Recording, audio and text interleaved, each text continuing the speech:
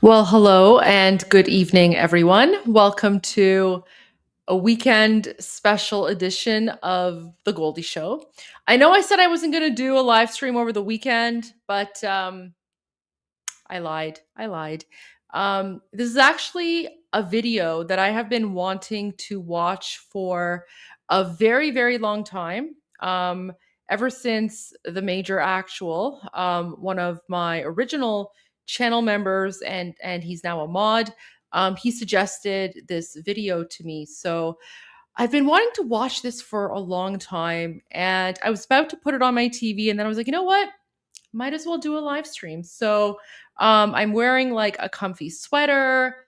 I've got my bubbly with me, guys. Tonight, my bubbly flavor is cranberry. Well, camberge in French. There you go. Tonight's bubbly flavor is cranberry. My dinner is on its way, so it's hopefully going to arrive soon. And yeah, we're gonna watch this video. So first of all, I want to give a big shout out to all of the channel members on YouTube. Thank you for supporting me. Big shout out to the mods. Big shout out to the subscribers, and of course, a big shout out to everyone on YouTube and X and Rumble who are watching me, although I think I maybe only have one or two people on Rumble. But I promise, for those who are watching me on Rumble, I promise I will work on posting all of my videos to Rumble as well, so that you won't be alone. So we're going to get started momentarily. And what's for dinner? No, not sushi tonight. So tonight for dinner, I ordered Greek food. So I have chicken souvlaki on its way. So yeah, I'll be having some chicken souvlaki tonight. Do I like Mexican food? I love Mexican food. Yeah, like I'm a big fan of Mexican food. So Amir says, thanks for the chat. You're my favorite Mossad. Was that for me? I don't know. I mean, we're all Mossad anyway. But so oh my gosh, guys, I got my first Rumble comment. Okay, so in honor of my first Rumble comment ever, even though I only broadcast super chats, I am going to broadcast I'm going to broadcast this message because this is my first Rumble comment ever. So, Patriot Persian, welcome from Rumble. And yes, 100%, I will post more videos. I promise you, I will be working on growing my Rumble channel. But thank you for watching from Rumble and welcome. I'm gonna see how I can like make you a mod on Rumble because I do need some like mods on Rumble. But thank you so much. You're not alone. There's people watching on YouTube and X as well. But there you go. My first Rumble comment, guys. Like I feel like a real streamer now. Like I'm getting there. I'm making it. Um so one of the reasons that I want to um, watch this video and learn from it is because I speak a lot about this unholy alliance between the red and the black, right? Communism and Islamism. But I don't focus too much on the communism part. However, that's really important because, for example, one of the main reasons why the 1979 Islamic Revolution was successful in Iran is because the Islamists were supported by the communists, and the communists were getting funding from the Soviets at the time. And Iran, you could say, was sort of the testing grounds for this unholy alliance between the red and the black, red being communism, Marxism, black being Islamism. And a lot of what we're seeing today happening in the West with respect to, incidents in the United States and Canada and Europe and elsewhere, a lot of that is linked to what happened to my birth country of Iran in 1979. And if you're wondering why all of these, you know, Marxist, communist, progressive left, Antifa type people are supporting the pro Palestine, pro Hamas, Islamic terrorist jihadi movement, it's because communism and Islamism go hand in hand. Why? Because they're both united in their ultimate goal of destabilizing Western civilization and taking over. Now, of course, the communists and Marxists want to destabilize Western civilization and turn it into, a communist hellhole. The Islamists want to destabilize Western civilization because they want to bring it under, Sharia law and part of the global Islamic caliphate. So that's why it's very important to also learn about how dangerous communism really is to the stability of modern Western civilization. So, who is Yuri Bezmenov? Yuri Bezmenov, he was born in 1939, passed away in 1993. He was a Soviet journalist, and in 1970, as a member of the Soviet mission in New Delhi, India, Bezmenov defected to the West and was resettled in Canada pursuant to an arrangement between the United States and Canadian security agencies. Bezmenov is best remembered for his anti Marxist, anti Soviet lectures and books published in the 1980s. This particular video that I want to watch, and we're going to live stream it together. So this is an interview from 1984. So this was literally a year before I was born. I was born in 1985. And here's a description under the video. So Yuri Bezmenov is a name few Americans are familiar with today. Mr. Bezmenov was a Soviet informant and KGB operative who defected to the United States in the early 70s. In an increasingly difficult to find 1984 interview with Edward Griffin titled Deception Was My Job, he laid out the 4 stages of ideological subversion created by radical Marxists to indoctrinate and weaken nations from within. So that's a little bit of an intro and background into the video that we're going to watch. And yeah, I'm gonna get started now. And to those watching on Rumble, I think it was Persian Patriot. I'll go on Rumble momentarily, and I'll make you a mod because I actually don't monitor the Rumble chat at all. So I will leave it to you to do that. Oh, we have a super chat already. So Beta Bucks Deluxe says, "Thank you for your work." Thank you so much. I really appreciate that. Thank you so much for the support. It means a lot to me.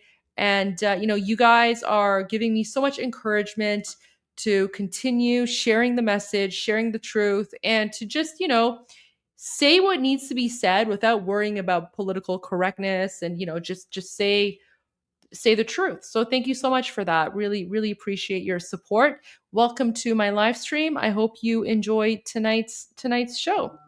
All right, let's go.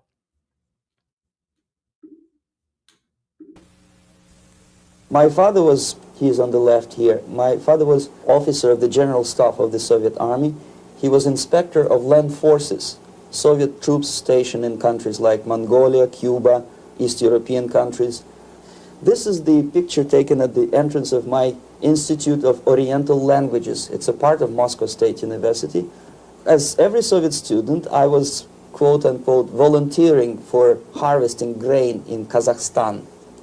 By the end of my training in school, I was recruited by the KGB. This picture was taken on that day, and you can see again how happy it feels to be recruited by the KGB. Pay special attention to number of bottles on the table. One of my functions was to keep foreign guests permanently intoxicated the moment they land at Moscow airport. In 1967, the KGB attached me to this magazine, Look magazine, a group of 12 people. So if you guys already can't tell, obviously this is a very, very old interview. It's from 1984, but I think it's going to be incredibly relevant. So that's why I'm really excited to watch this. Eric Lynn says, "Thank you. Thank you so much, Eric. Thank you for the support. Thank you for joining us tonight. I hope you enjoy the live stream. And yeah, this is going to be a learning opportunity for all of us. I haven't seen this interview, but I'm very much looking forward to this. I've heard great things about Yuri Bezmenov. I've played a shorter clip of him in one of my earlier live streams. But yeah, I think this is going to be very good. So thank you and welcome. Our conversation is with Mr. Yuri Alexandrovich Bezmenov. Mr. Bezmenov was born in 1939 in a suburb of Moscow. He was the son of a high-ranking Soviet Army officer. Oh my gosh, guys. Okay. Mordred says he's going to start with a chimney joke. It's on the house. Wah, wah. Guys, if you send all these super chats, we're never going to get through the video, but that's a good one. You know what? I have a lot of lame jokes as well. I just can't think of them off the top of my head, but that was a good one. That was a good one. That made me laugh. He was educated in the elite schools inside the Soviet Union and became an expert in Indian culture and Indian languages. He had an outstanding career with Novosti, which was and still is, I should say, the press arm or the press agency of the Soviet Union. It turns out that this is also a front for the KGB. One of his interesting assignments was to brainwash foreign diplomats when they visited Moscow. And he'll tell us a little bit about how they did this and how they planted information which eventually wound up in the press of the free world. He escaped to the West in 1970 after becoming totally disgusted with the Soviet system, and he did this at great risk to his life. He certainly is one of the world's outstanding experts on the subject of Soviet propaganda and disinformation and active measures. Mr. Bezmenov, I'd like to begin by having you tell us a little bit about some of your childhood memories.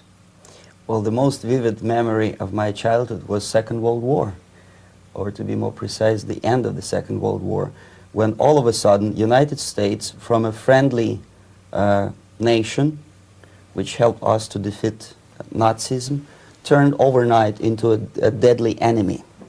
And it was very shocking because all newspapers were trying to present an image of belligerent, aggressive American imperialism. Most of the things that we were taught is that United States is aggressive power, which is just about to invade our beautiful free socialist country, that American CIA is dropping Colorado beetles on our beautiful potato fields to eliminate our crops.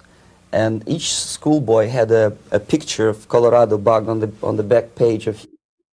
I just want to point something out. So what he just said about how overnight overnight the United States went from, being an ally to being an enemy. That's literally what happened to Iran in 1979.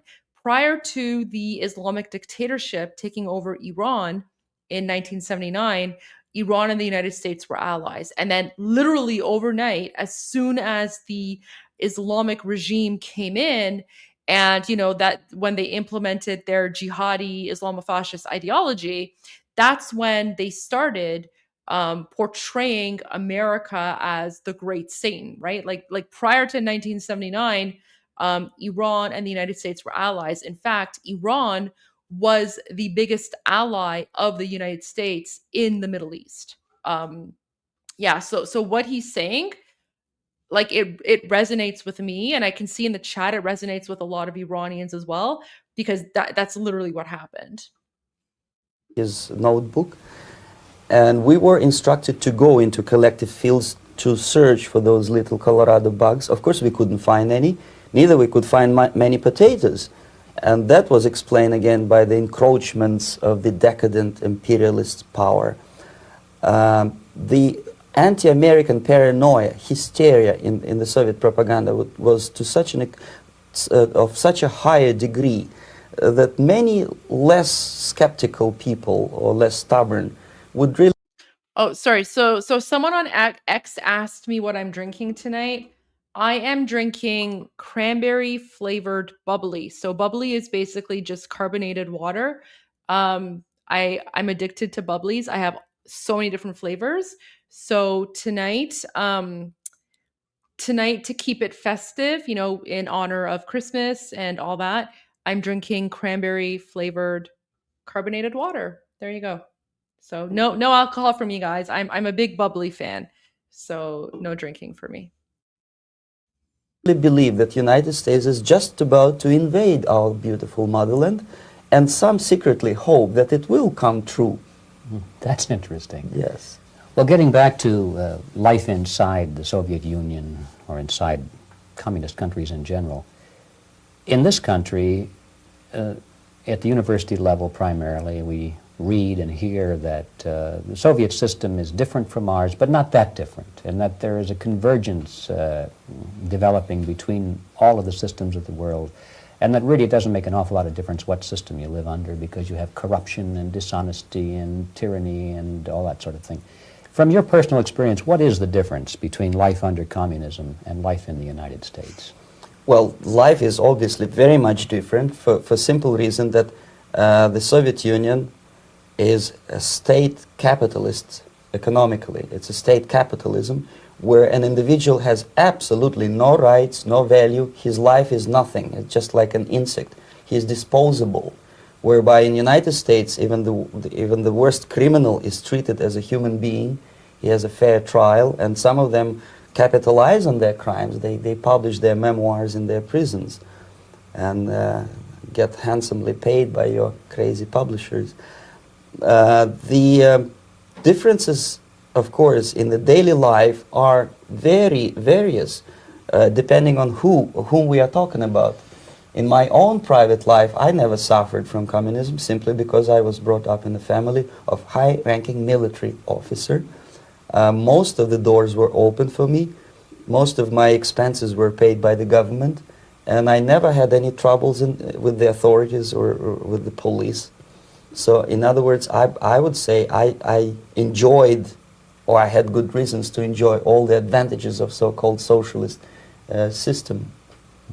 My main motivations to defect had nothing to do with affluence. It was mainly moral indignation, moral protest, rebellion against the inhuman methods of the Soviet system.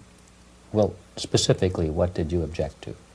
I objected, first of all, against oppression of my own dissidents and intellectuals. And that was the most disgusting thing that I witnessed as a young man, young student, who was brought up a very troublesome period in our history, from Stalin to Khrushchev, from total tyranny and oppression to some kind of liberalization. Second, when I started working for the Soviet embassy in India, to my horror, I discovered that we are millions times more oppressive than any colonial or imperialist power in the history of mankind. That my country brings to India not freedom, progress, and friendship between the nations, but racism, exploitation, and slavery, and of course economical inefficiency to this country. Since I fell in love with India, I developed something which by KGB standards is extremely dangerous thing. It's called split loyalty, when an agent likes a country of assignment more than his own country. I literally fell in love with this beautiful country, a country of great contrasts, but also great humility, great tolerance, and philosophical and intellectual freedoms. My ancestors used to live in caves and eat raw meat when India was a highly civilized nation 6,000 years ago. So obviously the choice was not to the advantage of my own nation. I decided to defect and to entirely dissociate myself from that brutal regime. Mr. Bezmenov, we've read a lot about the concentration camps and the slave labor camps under the Stalin regime. Now the general impression in America is that those things are part of the past. Are they still going on today, or what is the status? Yes. There is no qualitative change in the Soviet concentration camp system. There are changes in numbers of prisoners. Again, this is... So keep in mind, guys, this interview is happening in 1984. So this is after the fall of the Soviet, supposedly after the fall of the Soviets, right? And yet these concentration camps are still happening. Also, for the Tuzzy in the chat who called me a Majusi, I would rather be a Majusi than a Tuzzy. So, you can take your racist comments somewhere else.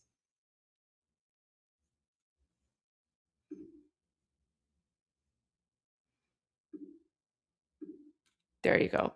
And go back to like your third world jihadi country.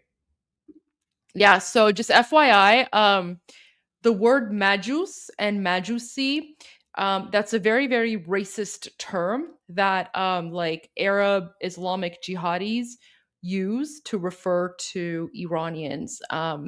They call us Majus, and it's meant to be like a derogatory term. So yeah, there's lots of them. So anyways, but I would, you know what? I would rather be a Majus any day than a Tuzzy. And they know what Tuzzy means. They know what Tuzzy means. Anyways, let's continue. Unreliable Soviet statistics.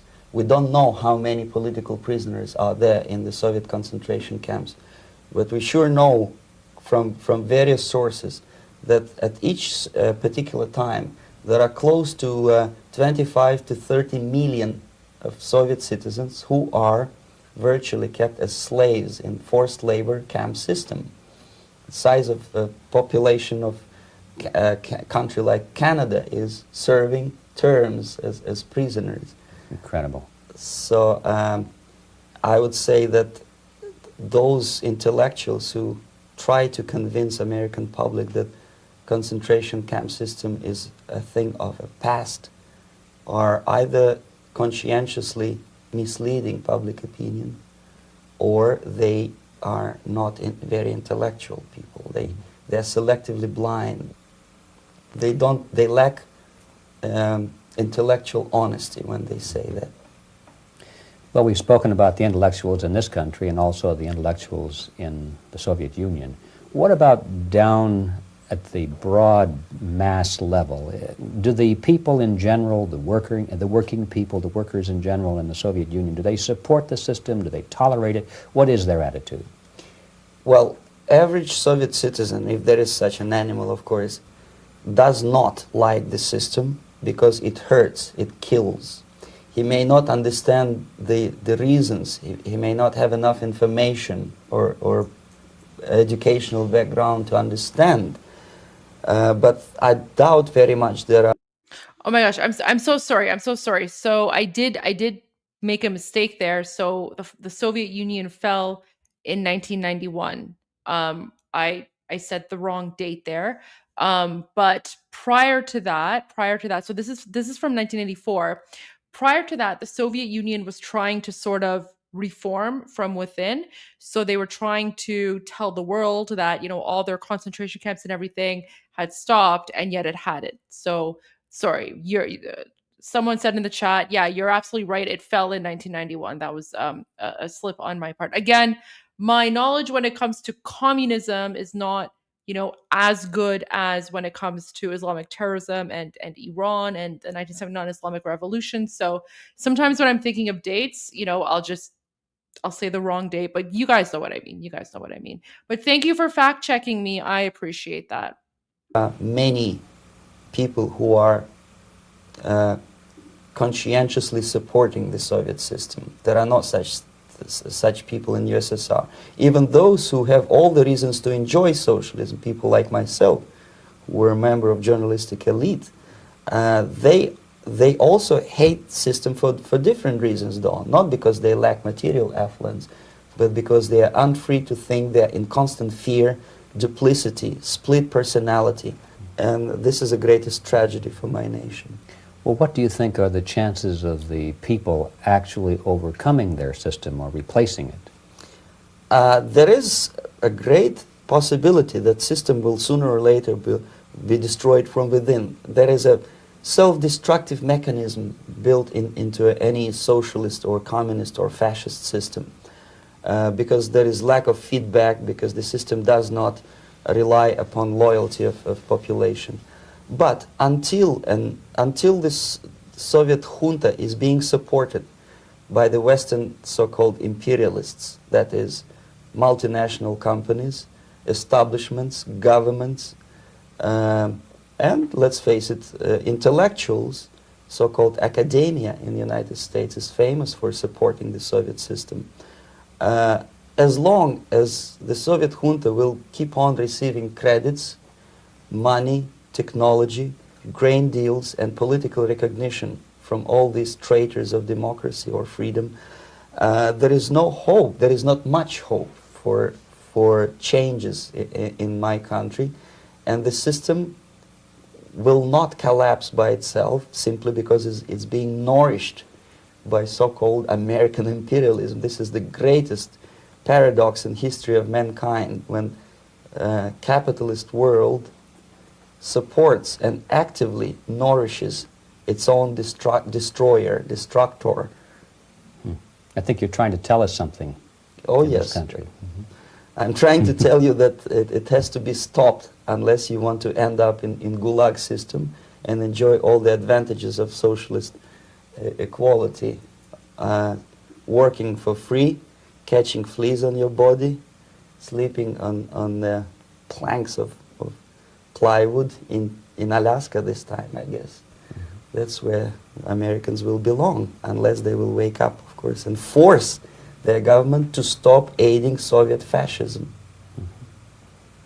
Well, you told us a moment ago why you left the system. I'd like to hear the details of how you did it. It must have been a very...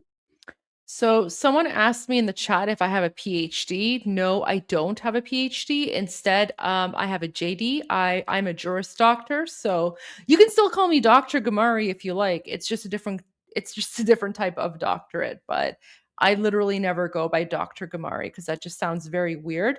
I also think it's really pretentious when people who have PhDs refer to themselves as doctor, because for me, like, the only type of real doctor is a medical doctor, right? Like an actual physician. But like, so for me, like, anyone who like refers to themselves as like a doctor, when they're not an MD, it's just very pretentious. So, and like, I know a lot of people who have Juris Doctorates like me, and they just call themselves like doctor whatever, and I just roll my eyes every single time. I'm like, whatever, okay. Very dangerous thing. It was not so dangerous, it was crazy. First of all, because defecting in India is virtually impossible. thanks to very strong pressure from the Soviet government. Excuse me, you were in India, on assignment at that time? Yes, I was working for the Soviet embassy in New Delhi as a press officer.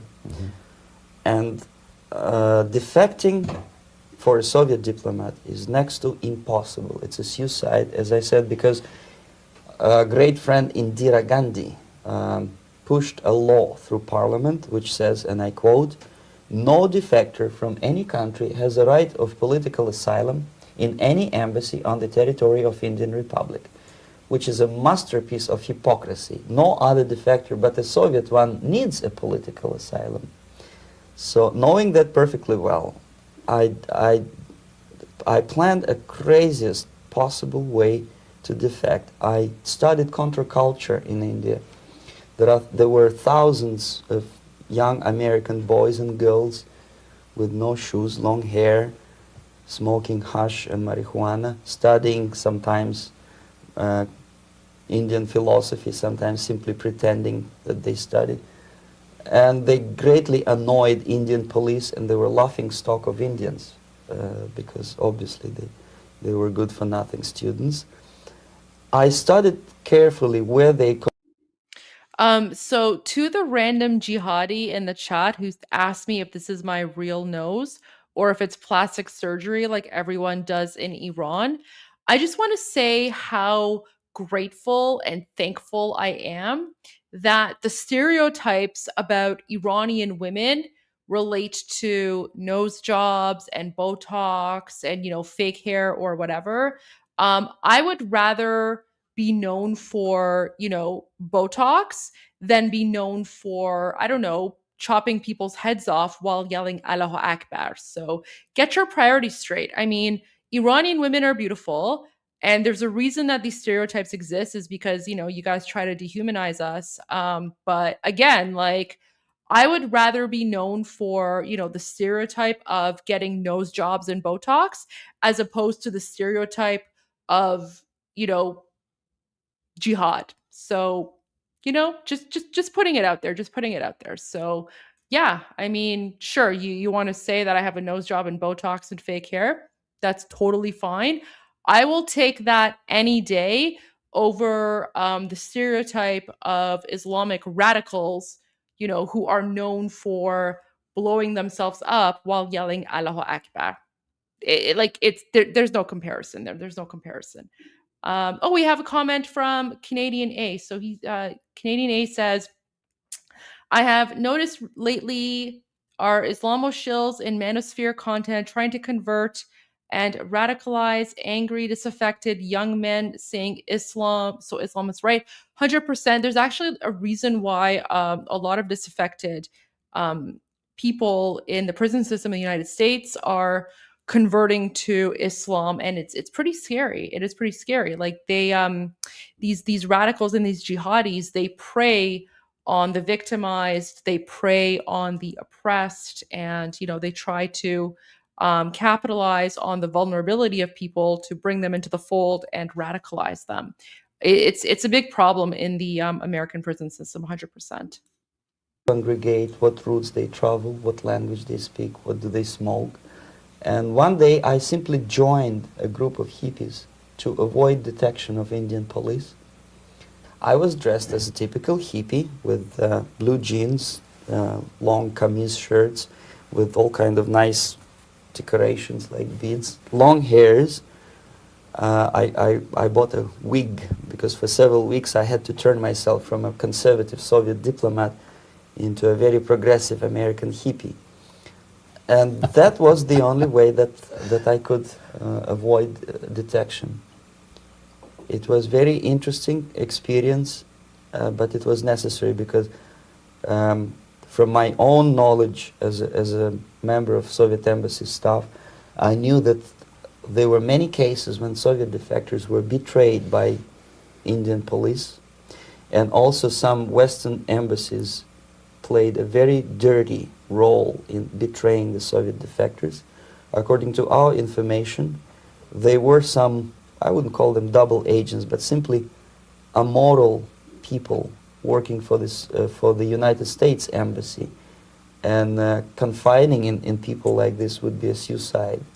So I had to be extremely careful. I could not trust anyone. And that was the reason for such a crazy way to defect. Well, had you been caught in the act of trying to get out, what would have happened to you? Oh, most likely I would end up in concentration camp. Or, depending on the situation and on the whim of some bureaucrat in KGB, maybe even executed. This is normal practice. Quietly, of course, not publicly. But that would be the end of my defection, of course. Well, when did you finally make it to the United States? In 1970, after about 6 months of debriefing in Athens by the CIA, and I presume FBI too, they let me go first to Germany, then to Canada. That was my decision. I had to change my identity to protect my family and my friends in USSR. And also I was a little bit paranoid, knowing that both Soviet KGB and probably some double agents within the American system may be after me. So I wanted to settle down as far away as possible. I requested CIA to give me some kind of new identity and just let me go on my own. And I settled in Canada. I was a student. I changed many professions, from farm help and laundry truck driver to language instructor and broadcaster for Canadian Broadcasting Corporations in Montreal. Well, have you had any threats on your life or any Yes. unpleasant communication? In about 5 years, KGB eventually discovered that I am working for Canadian Broadcasting. I made a very big mistake. I started working for overseas service of CBC, which is similar to Voice of America, in Russian language. And of course, monitoring service in USSR picked up every new... Um, why do I look so serious? Because I'm watching a documentary and I'm learning about how Soviets are infiltrating Western democracies and Western civilization with their communist propaganda. So, I mean, it is kind of a serious topic. That's why I'm looking serious. And I don't know. I guess I have resting beef. I've been told that I have resting bee face. So there you go. That's why I look so serious. I guess I don't know. voice. Every new announcer they would make it a point to discover who he is. And in 5 years, sure enough, slowly but surely, they discovered that I am not Thomas Schumann, that I am Yuri Alexandrovich Bezmenov, and that I'm working for Canadian Broadcasting, and undermining beautiful détente between Canada and USSR. And the Soviet ambassador Alexander Yakovlev made it his... Ooh, Dorabot. Okay, interesting. So, do I know that there is a growing tension between the ethnic Japanese and rapidly growing Muslim population in Japan? Yes, absolutely. I know about that. And you know what? I actually did. Guys, I did a live stream on this already. Here, let me pull it up for you, and then if you're interested in learning, like all of the OGs here in the chat who've been with me from like the beginning of October, because again, like my channel is growing quite quickly more recently, but I've been doing live streams daily since October. And for the OGs, they know I actually did a whole live stream on how the Japanese people are so fed up with Islamic extremists. Let me here, give me a moment. I'll find it for you so that you guys can watch it later here. Okay. Sorry, let me just remove this. Okay.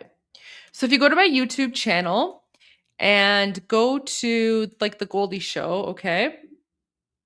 And then if you go to like my live stream, I have it somewhere here. Where is it? Let me see if I can find it. It was, where was it?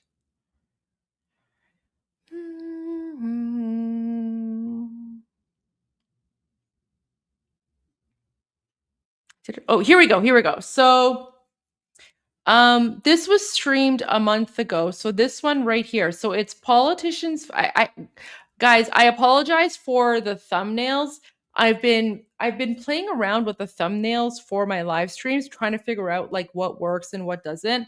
That's why you see like I have like different thumbnails or whatever. So like I will go back and I'll fix it all. I'll find something that works and whatever. But if you go to like my live stream, it's number 36. Okay. So number 36, politicians fight back against radical Islam, Japan, and Portugal. It was a 2 hour live stream. It has almost 300,000 views. And as you can tell, so this is also like when I like, my previous background, I was just getting started. So I was literally speaking about what was going on in Japan. And it's very, very bizarre. Okay, so here's another one. So again, guys, like I explained, Japanese society and Japanese culture, it's very rude to go out in public and chant or yell or scream, right? Like that's not how Japanese society works, right? And these are one of the things that a lot of tourists learn about when they go there. So and Japanese suburbs are generally very quiet, very pristine, right? So you can imagine how shocked Japanese people have become when they see, these people, these Muslims. I mean, I think they're South Asian for sure. So they're either from like Pakistan or Bangladesh or maybe India or something. But they're literally going out into the streets. So they're going into. Anyway, so I mean, this does not look like Japan to me. This is definitely not Japanese culture. It's not the Japanese way of life. And imagine like if you're a tourist and you want to go and experience Japan, and then all of a sudden you're confronted with a bunch of people who are like beating their chests and chanting Islamic prayers very loudly. There's nothing Japanese about that. 茨城県水戸市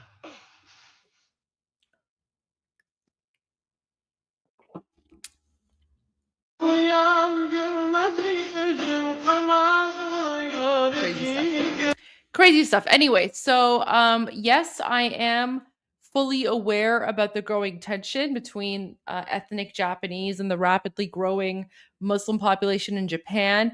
I in that live stream, I also spoke about the reason why Japan chose to elect a very, very, very right-wing conservative nationalist prime minister, and I'm very happy for Japan.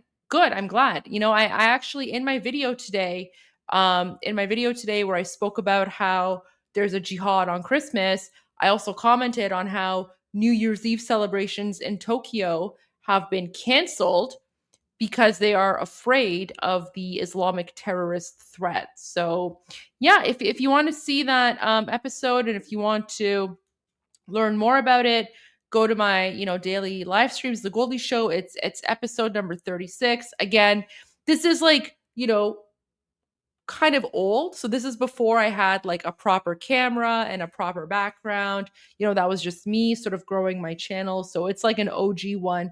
But I'm more than happy to do an updated episode on the growing tensions in Japan, because like it takes let me put it this way. It takes a lot to piss off Japanese people. Japanese people are some of the most polite people in the world, right? Like you could do the most impolite thing and they will just, they won't say anything, they won't do anything. They'll just be like, okay, whatever. So it takes a lot to piss off the Japanese people. But yeah, so there you go. I actually have spoken about that. Beta Bucks Deluxe, you have smart eyes. That's much different than RBF. Okay, thank you. I haven't heard of the smart eyes thing before, but thank you for that comment. Appreciate it.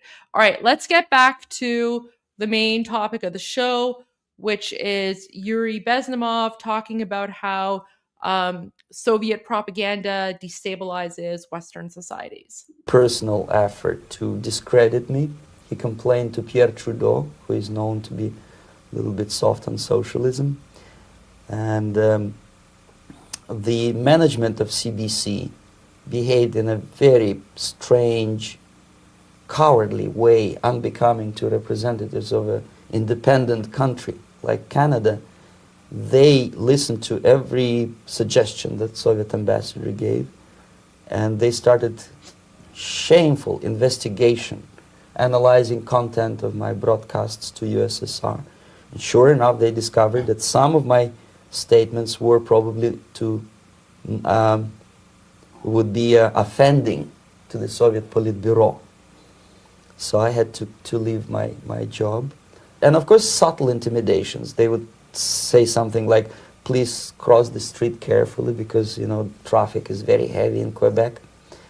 And fortunately, I know about the psychology and the logic of activity of the KGB, and I never allowed myself to be intimidated.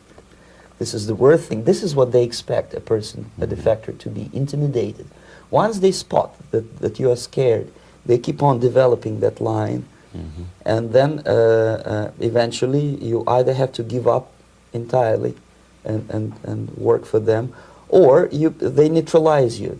They would definitely stop all kind of political activity, which they failed to do in my case, because I was stubbornly working for the Canadian Broadcasting. And in response to their intimidations, I said that... Yeah, he's talking about Justin Trudeau's father here, because this interview is from 1984. So he's talking about Trudeau Sr. Look, this is a free country, and I am as free as you are. And I also can drive very fast. To the person that said convert and I'll marry you, just based on that, I'm never converting. Thanks. And gun control is not yet established in Canada, so I had a couple of good shotguns in my basement. So welcome to visit me someday with your Kalashnikovs machine guns. So obviously it didn't work, intimidation didn't work. So they tried different approach, as I described. They approached on the highest level, on the level of Canadian bureaucracy.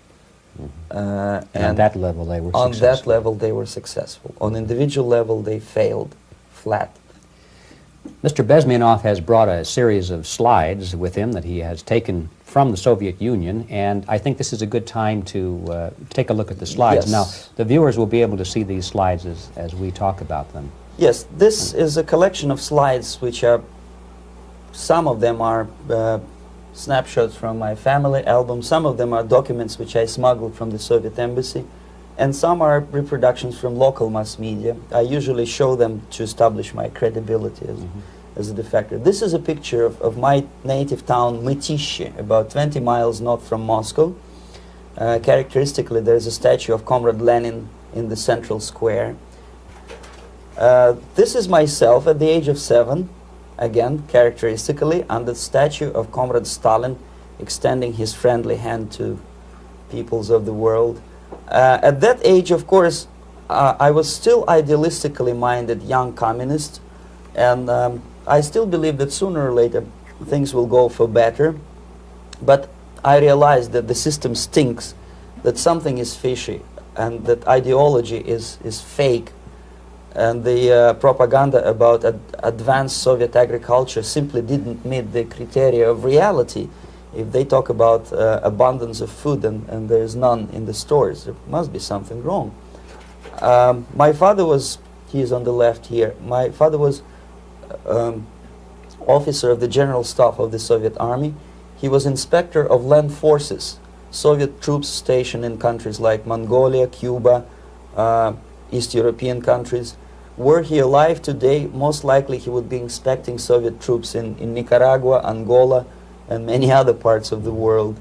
Fortunately, he died and he didn't see the disgrace, because deep inside he was a Russian patriot. He didn't like the idea of expanding Soviet military might, especially in the areas where we were not welcomed at all.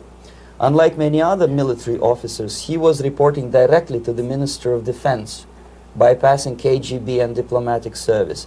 In other words, he was a trusted military professional. And my impression that this type of people are much less hawkish and adventuristic than party bureaucrats in Kremlin. When American mass media describes Soviet military as potentially dangerous counterpart for Pentagon, I simply laugh because I know better. I know that the most dangerous part of the Soviet power structures are not military at all.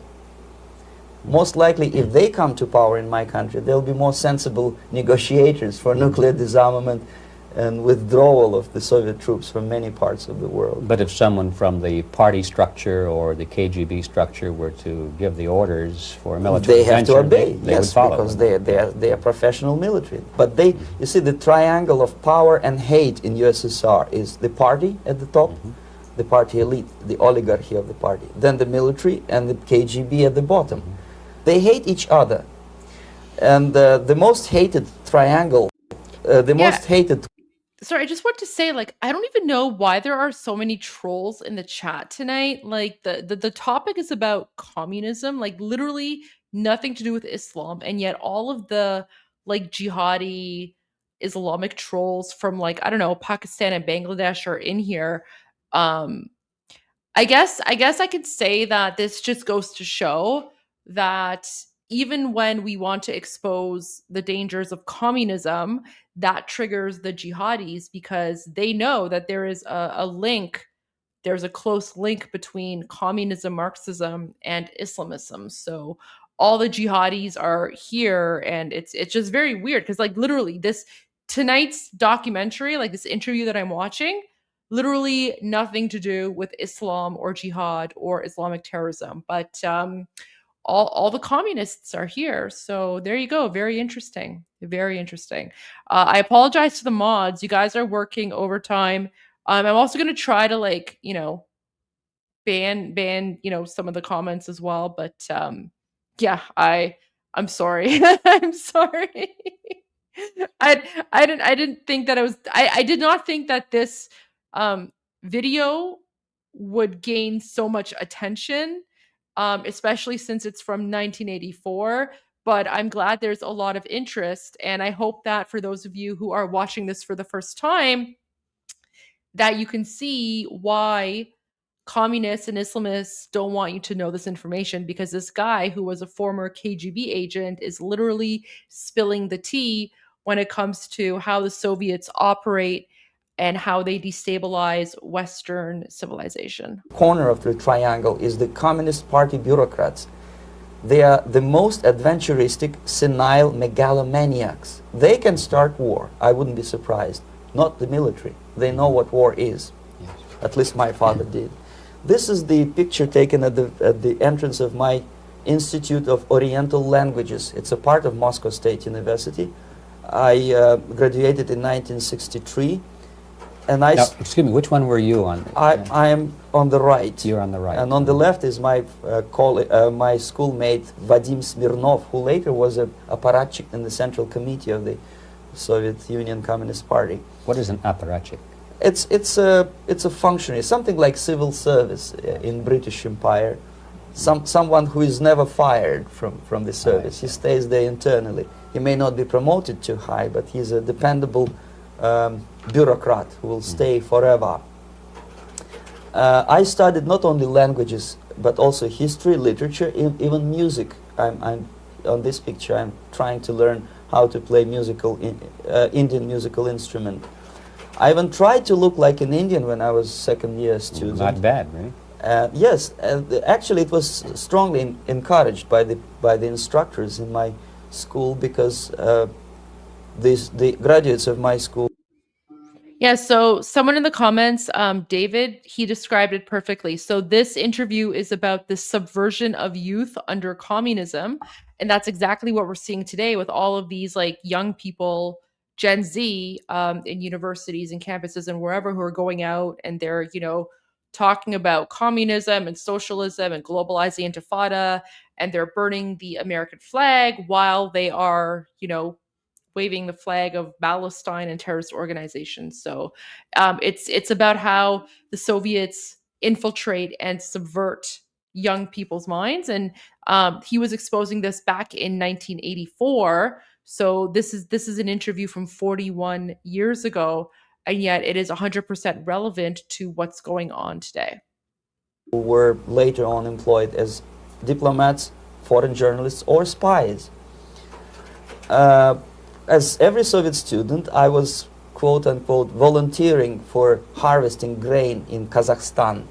This is a biggest agricultural blunder of the Soviet government. But I didn't have much choice, of course, because the communist motto borrowed from the Bible says, "Those who do not work shall not eat." And you can see me eating, therefore I was working, and you can see how happy I was about it. I went through a very extensive physical and military training, including the military games in areas, suburban areas of Moscow.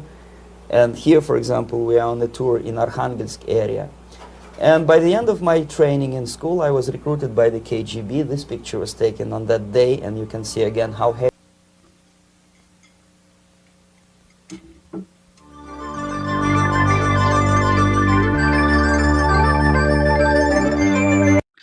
Okay, I'm not gonna lie, I'm kind of upset. Like, I thought for sure we were gonna about to like see some like random 80s TV commercials, but I guess it didn't happen. So, um, whoever like cropped out or edited out the 80s TV commercials, I'm very upset right now because I was hoping to see, some 80s commercials.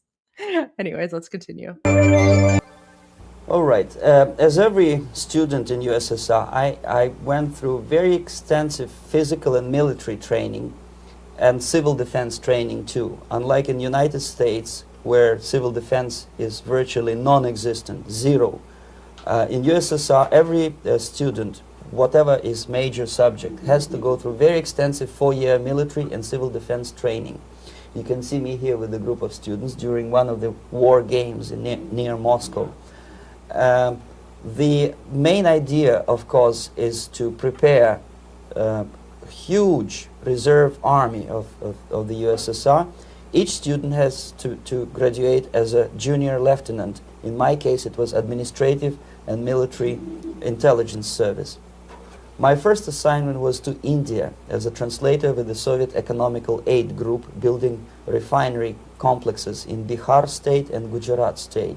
At that time, I was still naively, idealistically believing that what I was doing contributes to the understanding and cooperation between the nations. It took me quite a number of years to realize that what we were bringing to India was a new type of colonialism, 1,000 times more oppressive and exploitative than any colonialism or imperialism in history of mankind. But at that time I was still hoping that, well, maybe it's not that bad, could be worse, and things may go for better. And I even tried to implement the beautiful Marxist motto, proletarians of all the countries unite.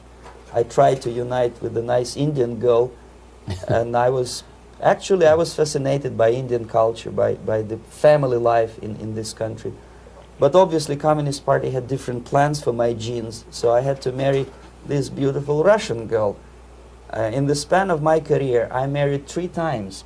Most of these marriages were marriages of convenience, on advice from the Department of Personnel.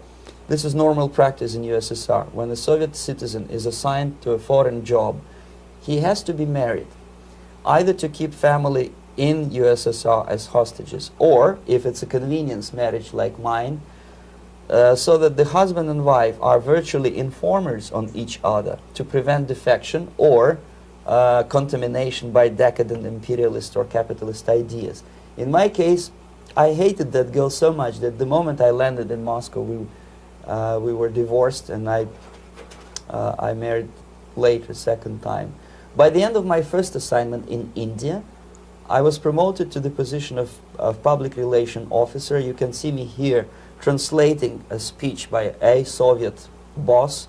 And you're on the right. I'm on the right here, yes. And the occasion was commissioning of the refinery complex in Bihar, Barauni. Back in Moscow, I was immediately recruited by Novosti Press Agency, which is a propaganda and ideological subversion front for the KGB. 75% of the members of the Novosti are commissioned officers of the KGB. The other 25 are, like myself, co-opted agents who are assigned to specific operations. In this particular case, you can see me talking to students of Lumumba Friendship University in Moscow. This is a huge school under the direct control of the KGB and Central Committee, where future leaders of the so-called national liberation movements are being educated and selected carefully.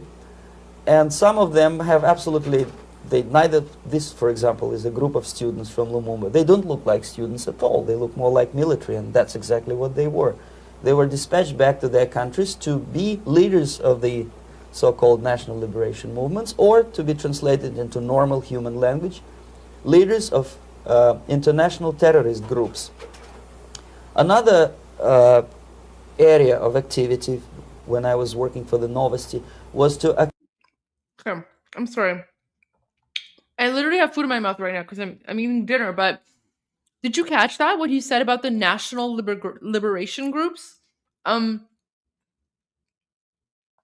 That's the same terminology that is being used today by the pro-Palestine, pro-Hamas, Islamic jihadi terrorist groups, right? Like, so it's literally the same language. National liberation, freedom fighting, all that stuff, right? So what you're seeing today happening is the exact same thing that was happening 40 years ago. It's the same language, it's the same ideology, it's the same messaging, right? So keep that in mind. You know, all the liberation, like, you know, Palestine liberation and, like, you know, whatever, Gaza liberation, same language, same terminology, same MO. And in fact, the PLO with Yasser Arafat, that was actually funded and created by the Soviets as a way to destabilize the Middle East, right? And use the Middle East to go after the United States. So even the PLO has its roots back in communism. So there you go. Like, it's all connected. Company groups of so-called progressive intellectuals, writers, journalists, publishers, teachers, professors of colleges. You can see me here in Kremlin. I'm second on the left, with a group of Pakistani and Indian intellectuals.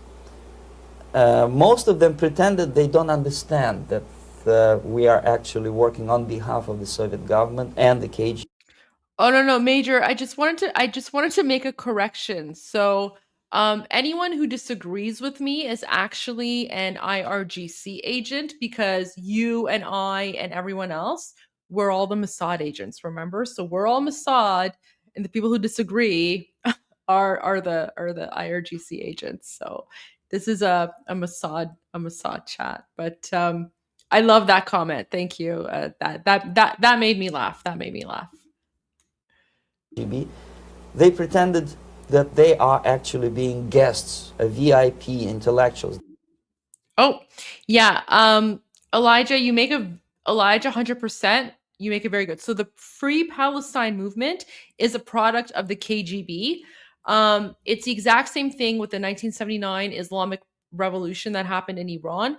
That was a product of the KGB as well. And in fact, the 1979 Islamic Revolution would not have been successful in Iran without the support and funding from the communists, which came from the Soviets. So 100%, you're right about that. That they are treated according to their merits and their intellectual abilities. For us, they were just a bunch of political prostitutes to be taken advantage for various propaganda operations. Therefore, you can see perfectly well the senior colleague of mine on the left. But I want to go back here because what he said is critical. He's talking about these young people, and then he basically says they're nothing but political prostitutes, right? So he's basically saying these are the useful idiots that we were using to push our propaganda forward. And we have a super chat from Canadian A. Further to what you have been saying earlier, you should look into how BLM movement was funded by CCP Beijing sympathizers. 100%. You're absolutely correct. Like I already know this, and I've kind of alluded to this before. But yes, the BLM movement was also funded and supported by anti-imperialist bad actors, including the CCP. You're 100% right. And one of the ways you can tell is like they use the same terminology and they use the same symbolism. So like that raised fist, the raised fist that all the communists use. A lot of like Islamic terrorist groups also use the raised fist. BLM also use like that raised fist terminology. That raised fist, that should right there, that's like a red flag for communism. And all of these various groups who are funded by various communist governments or organizations around the world, there's certain like language and terminology and symbolism that unites all of them. And the raised fist is one of them. The raised fist, you can also find it with the pro, Palestine movement and like other things as well. So yeah, there's definitely a connection there. Thank you for that. That's a really important point as well. Leaders of international terrorist groups. Another area of activity when I was working for the Novosti was to accompany groups of so-called progressive intellectuals, writers. Okay. Pay attention to this part, because this is a really important part. So, okay, I'm going to go back a little bit. I'm not going to interrupt anymore, but pay attention to what he says about the progressive intellectuals, and then think about the current progressive intellectuals on, who are around today, and all of these progressive intellectuals who are demonizing Western civilization and Western society, and they are supporting communism, and they are supporting jihad, and they're supporting Islamic terrorism. So it's not by accident that all these progressive intellectuals are literally supporting the enemies of Western civilization. Control of the KGB and Central Committee, where future leaders of the so-called national liberation movements are being educated and selected carefully. And some of them have absolutely, this, for example, is a group of students from Lumumba. They don't look like students at all. They look more like military, and that's exactly what they were. They were dispatched back to their countries to be leaders of the so-called national liberation movements, or to be translated into normal human language. And all of the student leaders today, they don't look like students. They look like military. They dress like military. They act like military. Many of them are not even student age. They're much older because they have been trained to do this and to infiltrate. Leaders of international terrorist groups.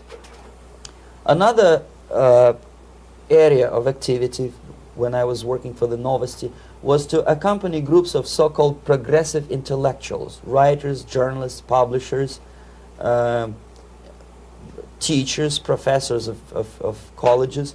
You can see me here in Kremlin. I'm second on the left, with a group of Pakistani and Indian intellectuals. Most of them pretended they don't understand that we are actually working on behalf of the Soviet government and the KGB. They pretended that they are actually being guests, VIP intellectuals, that they are treated according to their merits and their intellectual abilities. For us, they were just a bunch of political prostitutes to be taken advantage for various propaganda operations. Therefore, you can see perfectly well the senior colleague of mine on the left doesn't really have that much respect on his face, and myself with a very skeptical smile, typical KGB sarcastic smile, anticipating another victim of ideological brainwashing. This is how a typical conference in Novosti headquarters in Moscow looked like. Sitting in the middle is Boris Burkov, the then director of Novosti press agency, high-ranking party bureaucrat in the Department of Propaganda. I am standing next to a famous Indian poet, Sumitranandan Pant. He was famous because he was an author. He was the author of a famous poem titled Rhapsody to Lenin. That's why he was invited to USSR, and everything was paid by the Soviet government. Pay special attention to number of bottles on the table. This is one of the ways to kill the awareness or curiosity of foreign journalists. One of my functions was to keep foreign guests permanently intoxicated the moment they land at Moscow airport. I had to take them to the VIP lounge and toast to friendship and understanding between the nations of the world. Glass of vodka, then a second glass of vodka. And in no time, my guests would be feeling very happy. They would see everything in kind of pink, nice color. And that's the way I had to keep them permanently for the next 15 or 20 days. At certain point in time, I had to withdraw alcohol from them so that some of them who are the most recruitable would feel a little bit shaky, guilty, trying to remember what they were talking last night. That's the time to approach them with all kind of nonsense, such as joint communique or statement for Soviet propaganda. That's the time they are the most flexible. And of course, what they didn't understand, they didn't realize or pretended not to realize, that myself, who was drinking together with them, was not drinking at all. I had ways to get rid of alcohol through various techniques, including special pills which were given to me by my colleagues. But they were taking it seriously. In other words, they would consume quite a large volumes of alcohol and feel quite uneasy next morning. In 1967, the KGB attached me to this magazine, Look magazine. A group of 12 people arrived to USSR from United States to cover the 50th anniversary of October Socialist Revolution in my country. From the first page to the last page, it was a package of lies, propaganda cliché, which were presented to American readers as opinions and deductions of American journalists. Nothing could be far from truth. These were not opinions. They were not opinions at all. They were the clichés which the Soviet propaganda wants American public to think that they think. If it does make any sense at all. It sure does, because from the viewpoint of the Soviet propaganda, although there are some subtle criticisms of the Soviet system, the basic message is that Russia today is a nice, functioning, efficient system supported by majority of population. That's the biggest lie. And of course, American intellectuals and journalists from Look magazine. So we have a super chat. It's kind of a strange one, but you know, I said I'll play super chats. So someone says, you want Jesus to come back again now? I mean, okay. Merry Christmas. Merry Christmas, Happy New Year. Elaborated on that untruth in various different ways. They intellectualized that lie. They found all kind of justifications for telling lies to American public.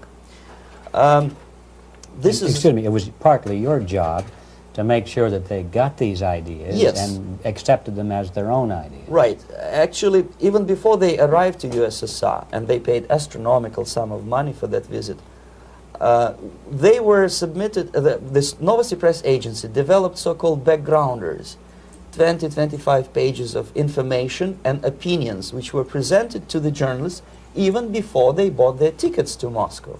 They had to analyze the situation, and judging on their reaction to that backgrounder, the local Novosti representative or local Soviet diplomat in Washington, D.C. would assess whether they be given visa to USSR or not. So but they were selected ahead of time. Yes, they were pre-selected very carefully, and there is not much chance for honest journalists to arrive to USSR and to stay there for 1 year and to bring this package of lies back home. This, for example, is a centerfold of the Look magazine. They presented this monument erected by Communist Party in Stalingrad as the symbol, personification of Russian military might.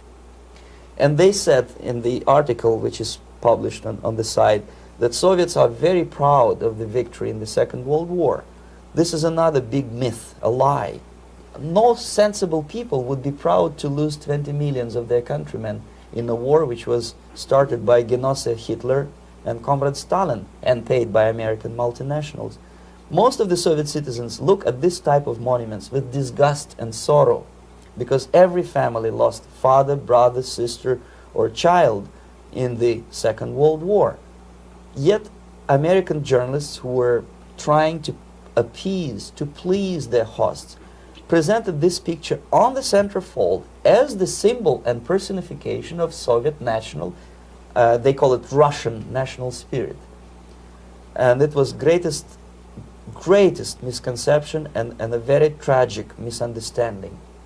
Of course, Look magazine was not distributed in USSR. The main audience was in United States. But I presume that many Americans, millions of Americans who were reading Look magazine at that time, had absolutely wrong idea about the sentiments of my nation, about what the Soviets are proud of and what they hate. This is a group, you see the same lady with the sword in Stalingrad. This is the group of journalists. Myself is in the center with the same devilish smile. And Mr. Philip Harrington is on the extreme left there with his camera. This is the gentleman which was so deaf or so uninterested in what I had to say to him.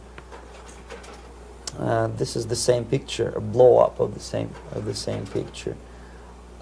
Many guests from various countries, in this particular case from Asia and Africa, were taken by me as a Novosti press agency employee for a tour across Siberia, for example. We would show them typical kindergarten, you see, nothing special by American standards, just nice children sitting, eating their breakfast or lunch. What they could not understand, or they pretended not to understand, that this is an exemplary kindergarten. This is not the kindergarten for average person or average family in USSR. And we maintain that illusion in their minds. You can see myself under the red spot in the middle there with the same business-like expression. I'm doing my job. That's what I'm assigned to do, and that's what I was paid to do. But deep inside, I still hope that at least some of these useful idiots would understand that what they are looking at has nothing to do with the level of affluence in my nation. This is a better picture which reflects the true spirit of... No, I haven't heard of mega communism. That seems to be inherently like contradictory, right? Like you can't have mega and communism together. Again, like I'm not American. Um so no, I have not heard of mega communism, but that sounds very, very weird. And I mean, anyone that's associated with communism, I would assume is automatically um, an enemy and a traitor to the United States, because the United States is fundamentally opposed to communism, as it should be, because communism is an evil ideology that should be banned everywhere. So I've never heard of mega communism. That's very, very strange to me. I would think that anyone who's part of this movement, if it exists, is just an idiot and doesn't understand what communism really is. of the Soviet childhood. This picture was printed in a Canadian government publication by mistake. In the middle, you can see children playing on a small courtyard, and the caption goes, "This is a typical kindergarten in Siberia." What these idiots didn't understand, that it is not kindergarten at all. It is a prison for children of political prisoners. So for some of the people who are in the comments, and they're saying this isn't what they want to hear about, that's because like my usual live streams when it comes to politics, Middle East, jihad, and all that stuff, that's Monday to Fridays at 12 noon Eastern. So you can catch those live streams where I kind of focus more on jihad, Islamic terrorism, and politics. Um, the evening live streams is more just me watching documentaries and videos, and then instead of watching it on my own, I just do a live stream, and then anyone who's interested can join. So yeah, like tonight's topic is focused on communism and how communism is subverting young minds in the West. So this is more just like a learning experience for me, and of course people have joined me as well. So yeah, like this isn't fully on topic, but it is definitely relevant to what's going on because there are a lot of the Islamic terrorist groups and movements are connected to communism and find their roots back in communism because communism and Islamism are united in their one goal of anti-imperialism, basically to destabilize Western societies. So that's sort of my little explanation on this. But yeah, I mean, if this is not of interest to you, I mean, my daily shows on politics and jihad, that's Monday to Friday, 12 noon Eastern.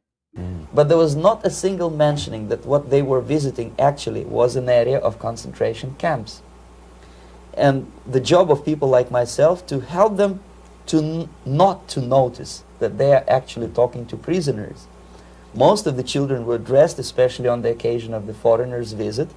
Of course, there were no corpses on the ground. There were no machine gun guards. And well, it looks not very pleasant, as you see. It looks dull, but obviously it does not create an impression that this is actually a prison. Well, did any of the journalists have the curiosity to ask about prisons and that kind of thing? Yes. They were in Siberia. This Yes. is what you associate. Yes, some of them asked questions, and naturally we would give them, for the stupid question, we give them stupid answer. No, there are no prisons in Siberia. No, most of the people who you see are free citizens of USSR. They are very happy to be here, and they are contributing to the glory of the socialist system. Some of them pretended that they believe what I was telling them, and most of them, we may discuss it later, what are the motivations of these people? Why would they stubbornly bring lies to their own population through their own mass media? I have various answers to this. There is not a single explanation. It's a complex of explanations. It's fear. Yeah, I was just going to say, I don't know where that comment about MAGA communism came from. I mean, I'm Canadian, but if I was American, like I would be 100% MAGA. In fact, the vast majority of Iranian Americans are literally 100% MAGA. They all voted for President Trump and they're big fans of President Trump. So yeah, like if I was American, I would be MAGA 100%. Like Trump, President Trump 100%. Pure biological fear. They understand that they are on the territory of an enemy state, a police state. And just to save their rotten skins and their miserable jobs, their affluence back home, they would prefer to tell. Oh my gosh, guys. You can't send me these like silly questions here. What is it like being the first Persian to join Mossad? So I'm not the first one.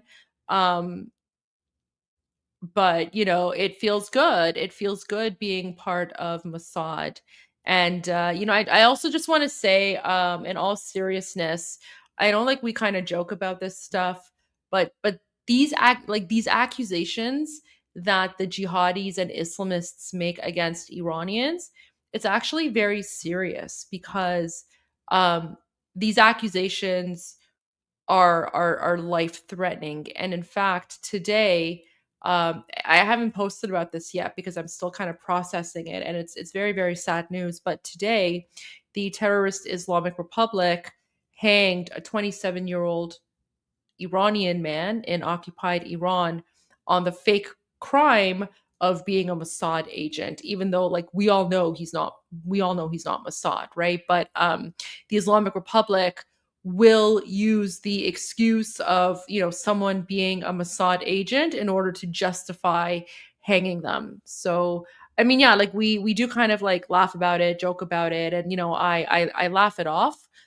in this chat, but it is definitely um it is definitely a serious threat, and there is a very good reason why all of these Islamists and jihadis keep on throwing the Mossad accusation at Iranians who are fighting against the terrorist Islamic Republic, because that's what the Islamic Republic uses to justify murdering innocent Iranians who are just fighting for freedom, and they're fighting because they don't want to live under Sharia law or under an Islamic dictatorship. So, yeah, just wanted to point that out as well.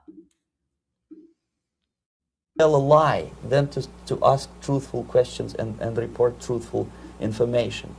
Second, most of these schmucks were afraid to lose their jobs because obviously if you tell truth about my country, you will not last long as a correspondent of New York Times or Los Angeles Times. They will fire you. What kind of correspondent are you? You obviously cannot find common language with Russians if they kick you out in 24 hours. So just by trying to be conformist to their own editorial bosses, they tried not to offend the sentiments of the Soviet administrators and people like myself. Deep inside, I hope they would insult my or offend my sentiments. Obviously, they preferred not to. Another reason, I refuse to believe it, but obviously, there is another reason. Obviously, it's a greed. These people earn a lot of money. When they come back to USA, they claim that they are experts on my country. They write books which sells in million copies, titled like Russians, The Truth About Russia. Most of it is lie about Russia. Yet they claim to be Sovietologists. They play back myth about my country, the propaganda cliches. Yet they stubbornly resist the word of truth. If a person like Solzhenitsyn is either defecting or kicked out of USSR, they try all their best to discredit him and to discourage him. I don't have much chance to appear on national network with a true story about my country. But a useful idiot like Hendrik Smith or Robert Kaiser, they are big heroes. They come back from USSR. They say, oh, we were talking to dissidents in Russia. Big deal. Soviet dissidents are chasing American correspondents in the streets. And they are cowardly escaping from these contacts. For some strange reason, if you want to know more about Spain, you refer to Spanish writers. If you want to learn more about French, you read French writers. Even about Antarctica, I bet you would read Penguins. Only about the Soviet Union, for some strange reason, you read Hendricks and Schmendricks and all kind of Kissingers. Because they claim that they know more about my country. They know nothing, or next to nothing. Or they pretend that they know more than they actually do. I would say they are dishonest people who lack integrity and common sense and intellectual honesty. They bring back all kinds of stories like that. A kindergarten in Siberia. Omitting the most important fact, it's a prison for children of political prisoners. Another greatest example of monumental idiocy of American politicians. Edward Kennedy was in Moscow, and he thought that he is a popular, charismatic American politician who is easygoing, who can smile, dance at the wedding in Russian Palace of Marriages. What he did not understand, or maybe he pretended not to understand, that actually he was being taken for a ride. This is a staged wedding, especially to impress foreign media, or useful idiots like Ed Kennedy. Most of the guests there, they had security clearance, and they were instructed what to say to foreigners. This is exactly what I was doing. You can see me in the same damn wedding palace in Moscow. Right, so here he is, like this is him right in the middle here. And this is why this interview is so fascinating, because everything that he's saying, he brings the receipts. Like he's literally showing photos of him during his time as a KGB agent and how he was like infiltrating and controlling and subverting, right? So very interesting stuff. Ed Kennedy was dancing here, you see, smiling. He thinks he's very smart. From the viewpoint of Russian citizens who observe this idiocy, he's narrow-minded, egocentrical idiot who tries to earn his own popularity through participation in propaganda farces like this. Here you can see myself. On the right, again, exemplary Soviet bride. On the left, 3 journalists from various countries, Asia, Africa, and Latin America. Obviously, they enjoying the situation. They will go back home and write the reports. We were present on a regular Soviet wedding. They were not present on a regular Soviet wedding. They were present, they were part of a farce, of a circus performance. Another thing which I had to sometimes risking my life to explain to foreigners. Time magazine, for example, is very critical of South African racist regime. The whole article was dedicated to the shameful internal passport system where blacks are not allowing to live with whites. For some strange reason, for the last 14 years since my defection, nobody wanted to pay attention to my passport. This is my passport. It also shows my nationality, and it has a police rubber stamp, which is called propiska in Russian language, which assigns me to a certain area of residence. I cannot leave that area, same way as this black man cannot leave the area in South Africa. Yet we call South African government racist regime. Not a single Jane Schmonda or Fonda is brave enough, courageous enough to come to media and say, look, this is what happens in USSR. I send a copy of my passport to many American liberals and civil rights defenders and all the other useful idiots. They never bothered to answer me back. This shows what kind of integrity, what kind of honesty these people are. They're a bunch of hypocrites because they don't want to recognize a good example of racism in my country. This is the first stage of befriending a professor. You can see myself on the left with the same James Bond smile. On the right is my KGB supervisor, Comrade Leonid Mitrokhin, and in the middle a professor of political science in Delhi University. The next stage would be to invite him to a gathering of Indo-Soviet Friendship Society. There he is sitting next to his wife before he is being sent to USSR for free trip. Everything is paid by the Soviet government. He was made to believe that he is invited to USSR because he is a talented, sober-thinking intellectual. Absolutely false. He is invited because he is a useful idiot, because he would agree and subscribe to most of the Soviet propaganda cliché. And when he is coming back to his own country, he is going for years and years to teach the beauties of Soviet socialism to newer and newer generations of his students, thus promoting the Soviet propaganda line. The KGB was even curious about this gentleman. It may look innocent. Maharishi Mahesh Yogi, a great spiritual leader, or maybe a great charlatan and crook, depending on from which side you are looking at him. Beatles were trained at his ashram in Hardwar. He's just spilling some tea, and he is ruthless. He's ruthless about this. Oh my gosh. Keep fighting. Thank you so much. I appreciate that. Thank you for the support. I hope you're enjoying the live stream tonight. Oh my gosh, this Yuri is just ruthless with like exposing people, right? Like just no survivors. In India, how to meditate. Mia Farrow and other useful idiots from Hollywood visited his school, and they returned back to United States absolutely zonked out of their minds with marijuana, hashish, and crazy ideas of meditation. To meditate, in other words, to isolate oneself from the current social and political issues of your own country, to get into your own bubble, to forget about troubles of the world.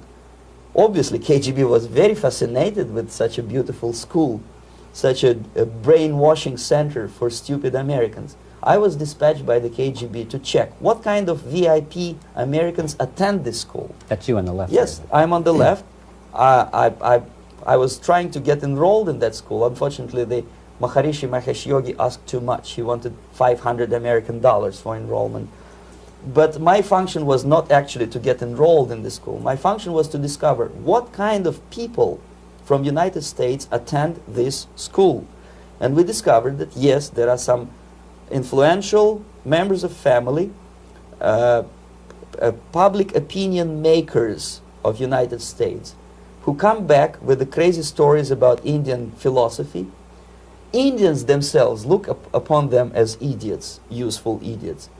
To say nothing about KGB, who looked at them as extremely naive, misguided people. Obviously, a VIP, say a wife of a congressman, or a prominent Hollywood personality, after being trained in that school, is much more instrumental in the hands of manipulators of public opinion and KGB than a normal person who understands, who looks through this type of fake religious training. Why would they be more susceptible to manipulation? I just mentioned that because, you see, a person who is too much involved in introspective meditation.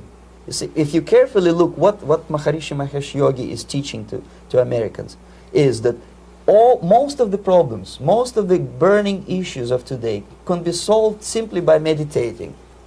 Don't rock the boat. Don't get involved. Just sit down, look at your navel and meditate. And the things, due to some strange logic, due to cosmic vibration, will settle down by themselves.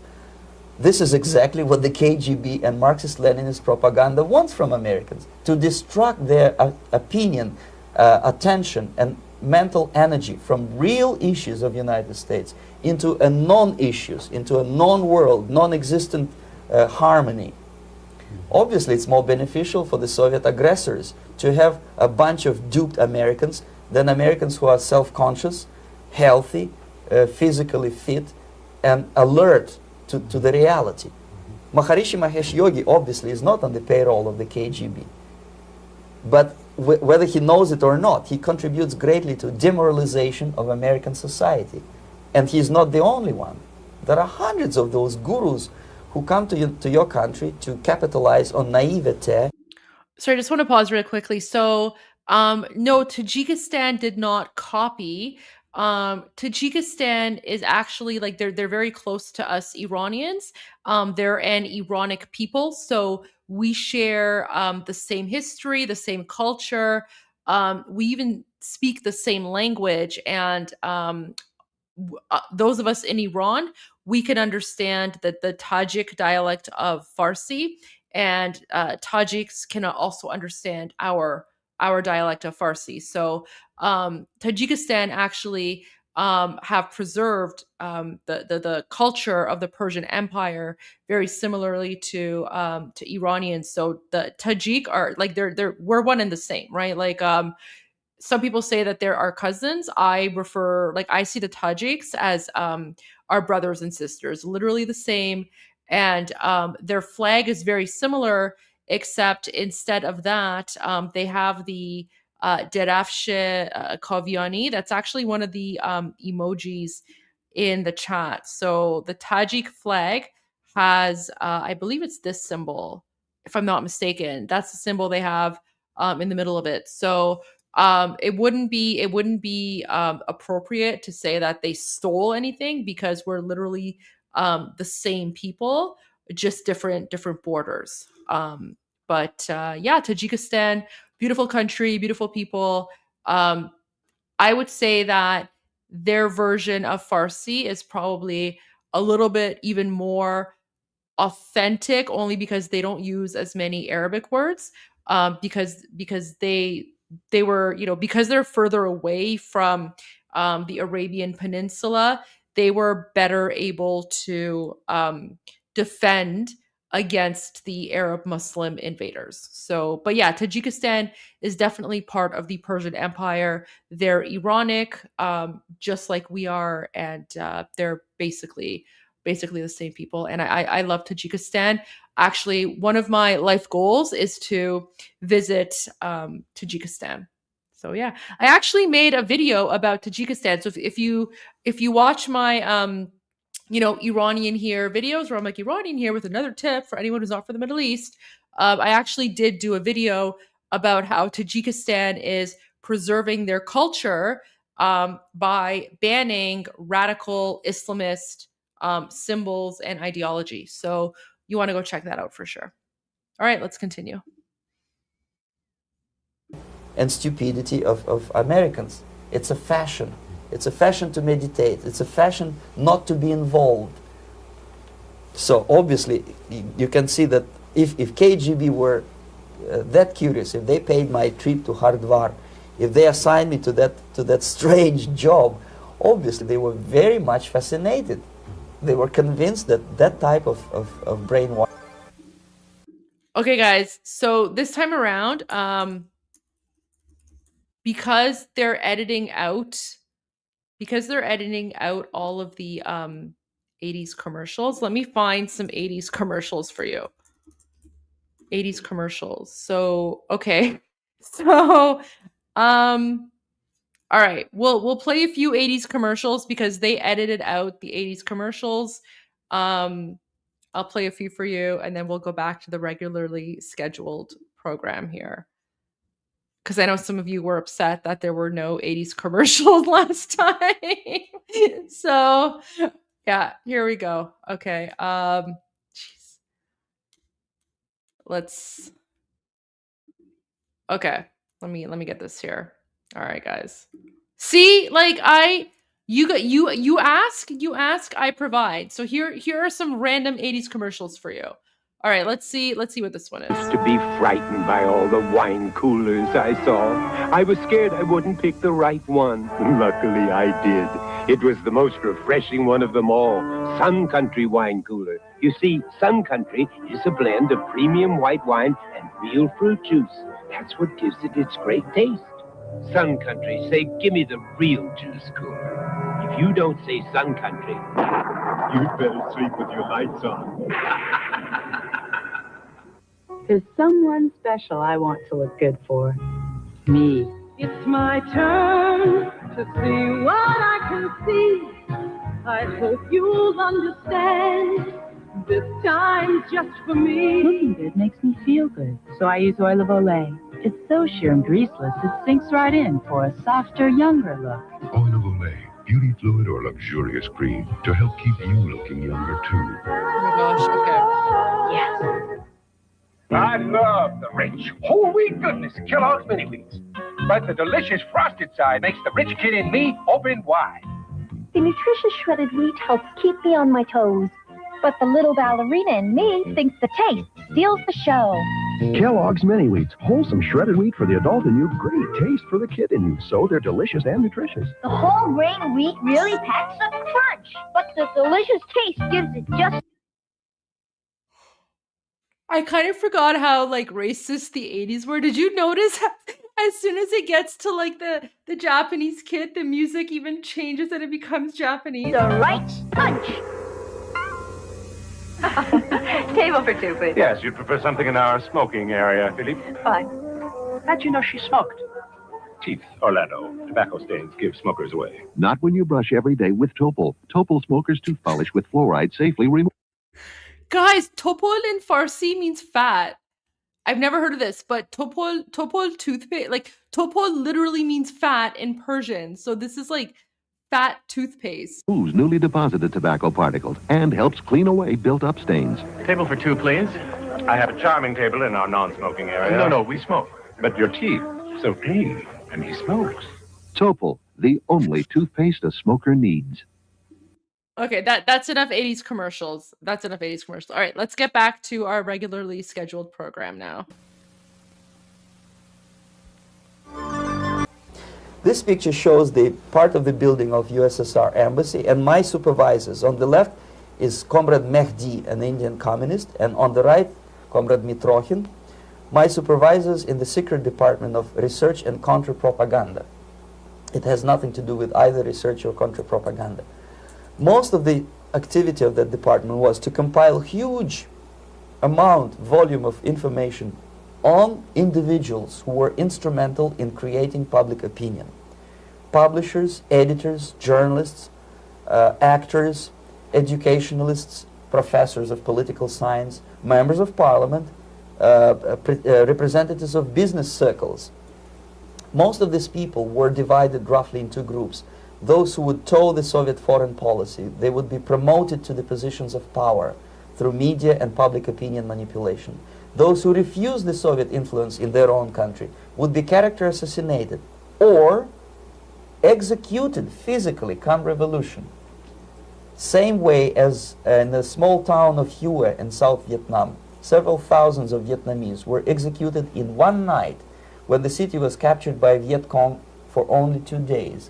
And American CIA could never figure out how could possibly communists know each individual where he lives, where to get him, and would be arrested in one night, basically in some 4 hours before dawn, put on a van, taken out of the city limits and shot. The answer is very simple. Long before communists occupied the city, there was extensive network of informers, local Vietnamese citizens, who knew absolutely everything about people who are instrumental in public opinion, including barbers and taxi drivers. Everyone who was sympathetic to the United States was executed. Same thing was done under the guidance of the Soviet embassy in Hanoi, and same thing I was doing in New Delhi. To my horror, I discovered that in the files where people were doomed to execution, there were names of pro-Soviet. Oh, wow. Frank, thank you so much for the super sticker. Really appreciate that. Appreciate your support. I hope you're enjoying the live stream.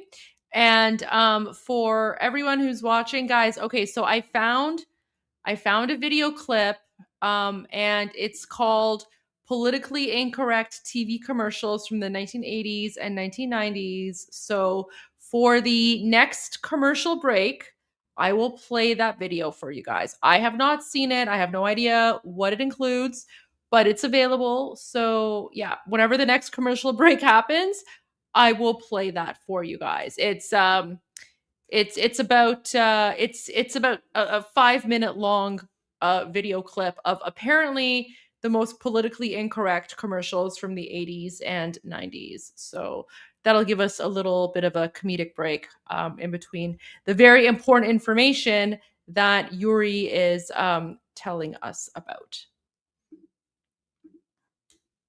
Journalists with whom I was personally friendly. Pro-Soviet. Yes. They were idealistically minded leftists who made several visits to USSR, and yet the KGB decided that come revolution or drastic changes in political structure of India, they will have to go. Why is that? Because they know too much. Simply because, you see, the useful idiots, the leftists who are idealistically believing in the beauty of Soviet socialist or communist or whatever system, when they get disillusioned, they become the worst enemies. That's why my KGB instructors specifically made a point, never bother with leftists. Forget about these political prostitutes. Aim higher. This was my instruction. Try to get into large circulation, established conservative media. Rich, filthy rich movie makers, intellectuals, so-called academic circles. Cynical, egocentric people who can look into your eyes with angelic expression and tell you a lie. These are the most recruitable people, people who lack moral principles, who are either too greedy or too suffer from self-importance. They feel that they matter a lot. These are the people who KGB wanted very much to recruit.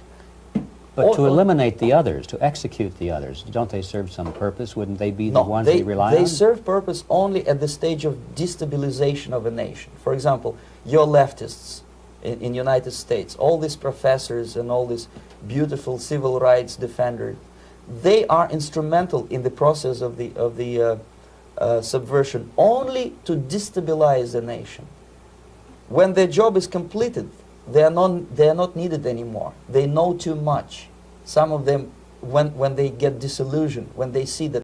So, okay, what he's saying right now, so important, because that's exactly what happened to the communists when they were successful in helping the Islamists destabilize Iran and take over. So as soon as the useful idiots and progressives outlived their usefulness, the Islamists and jihadis basically murdered all of them, right? Like that, like what he's talking about, that's exactly what happened in Iran in 1979.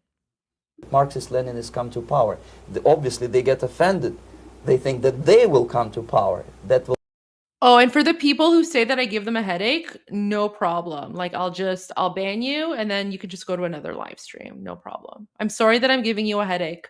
Go get some like Tylenol or something. It will never happen, of course. They will be lined up against the wall and shot. But they may turn into the most bitter enemies of Marxist-Leninists when they come to power. And that's what happened in Nicaragua. You remember most of these former Marxist-Leninists were either put to prison or one of them split, and now he's working against Sandinistas. It happened in Grenada when Maurice Bishop was already a Marxist. He was executed by a new Marxist who was more Marxist than this Marxist. Same happened in Afghanistan when first there was Taraki, he was killed by Amin, then Amin was killed by Babrak Karmal with the help of KGB. Same happened in Bangladesh when Mujibur Rahman, very pro-Soviet leftist, was assassinated by his own Marxist-Leninist military comrades. It's the same pattern everywhere. The moment they serve their purpose, all the useful idiots are either be executed entirely, all the idealistically minded Marxists, or exiled or put in prisons, like in Cuba. Many former Marxists are in Cuba, in prison. So most of the Indians who were cooperating with the Soviets, especially with our Department of Information of the USSR Embassy, were listed for execution.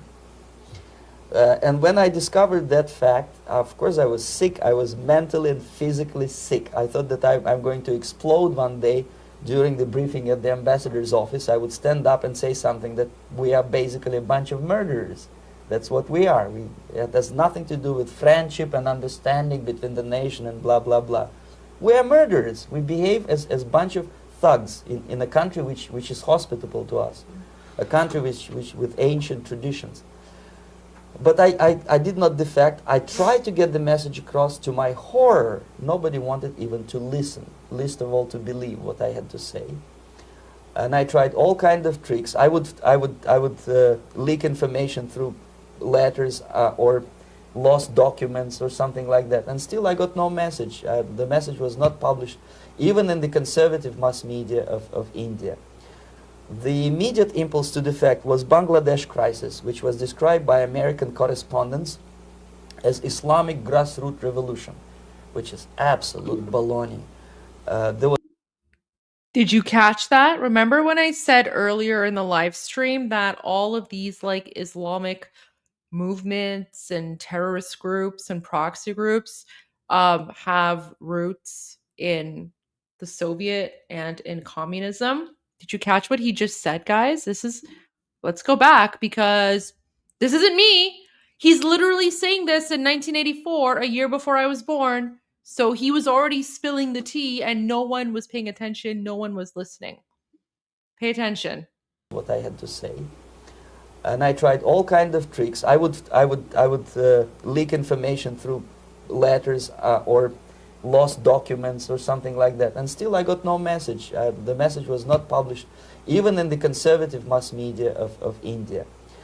The immediate impulse to defect was Bangladesh crisis, which was described by American correspondents as Islamic grassroots revolution, which is absolute baloney. There was nothing to do with Islam, and there was no grassroots revolution. Actually, there are no grassroots revolutions, period. Any revolution is a byproduct of a highly organized group of conscientious and professional organizers, but it has nothing to do with grassroots. In Bangladesh, it was nothing with grassroots. Most of the Awami League party members, Awami League means People's Party, were trained in Moscow in the High Party School.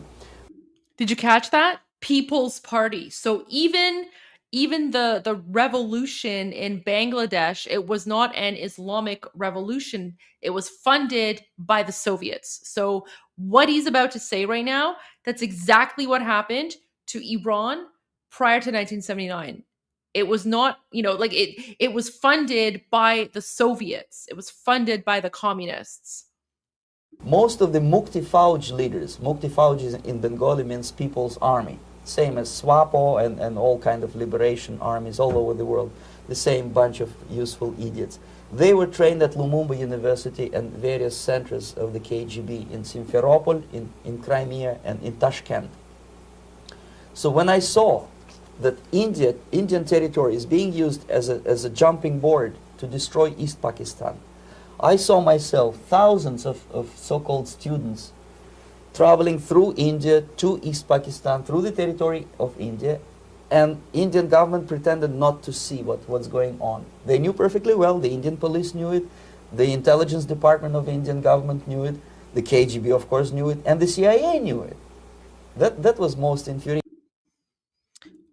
Canadian, please Google the article Unholy Alliance, Muslim and Communists, an introduction, Ben Fox and Bulent Goke. it goes into the history a bit more. Yeah, absolutely. I will 100% look into that. But I can tell you right now, like as an Iranian, I'm very, very, very, very familiar with the unholy alliance between the red and the black. Literally, like, we have been screaming about this and yelling about this for so long, and no one pays attention to us. No one listens to us when we speak about how one of the main reasons that Iran was destabilized and it resulted in the 1979 Islamic Revolution was because of communist Soviet funding and KGB agents. No one believes us. They say that we're just, conspiracy theorists or whatever. Meanwhile, it's literally the truth. But I will 100% look into that article and read more on it.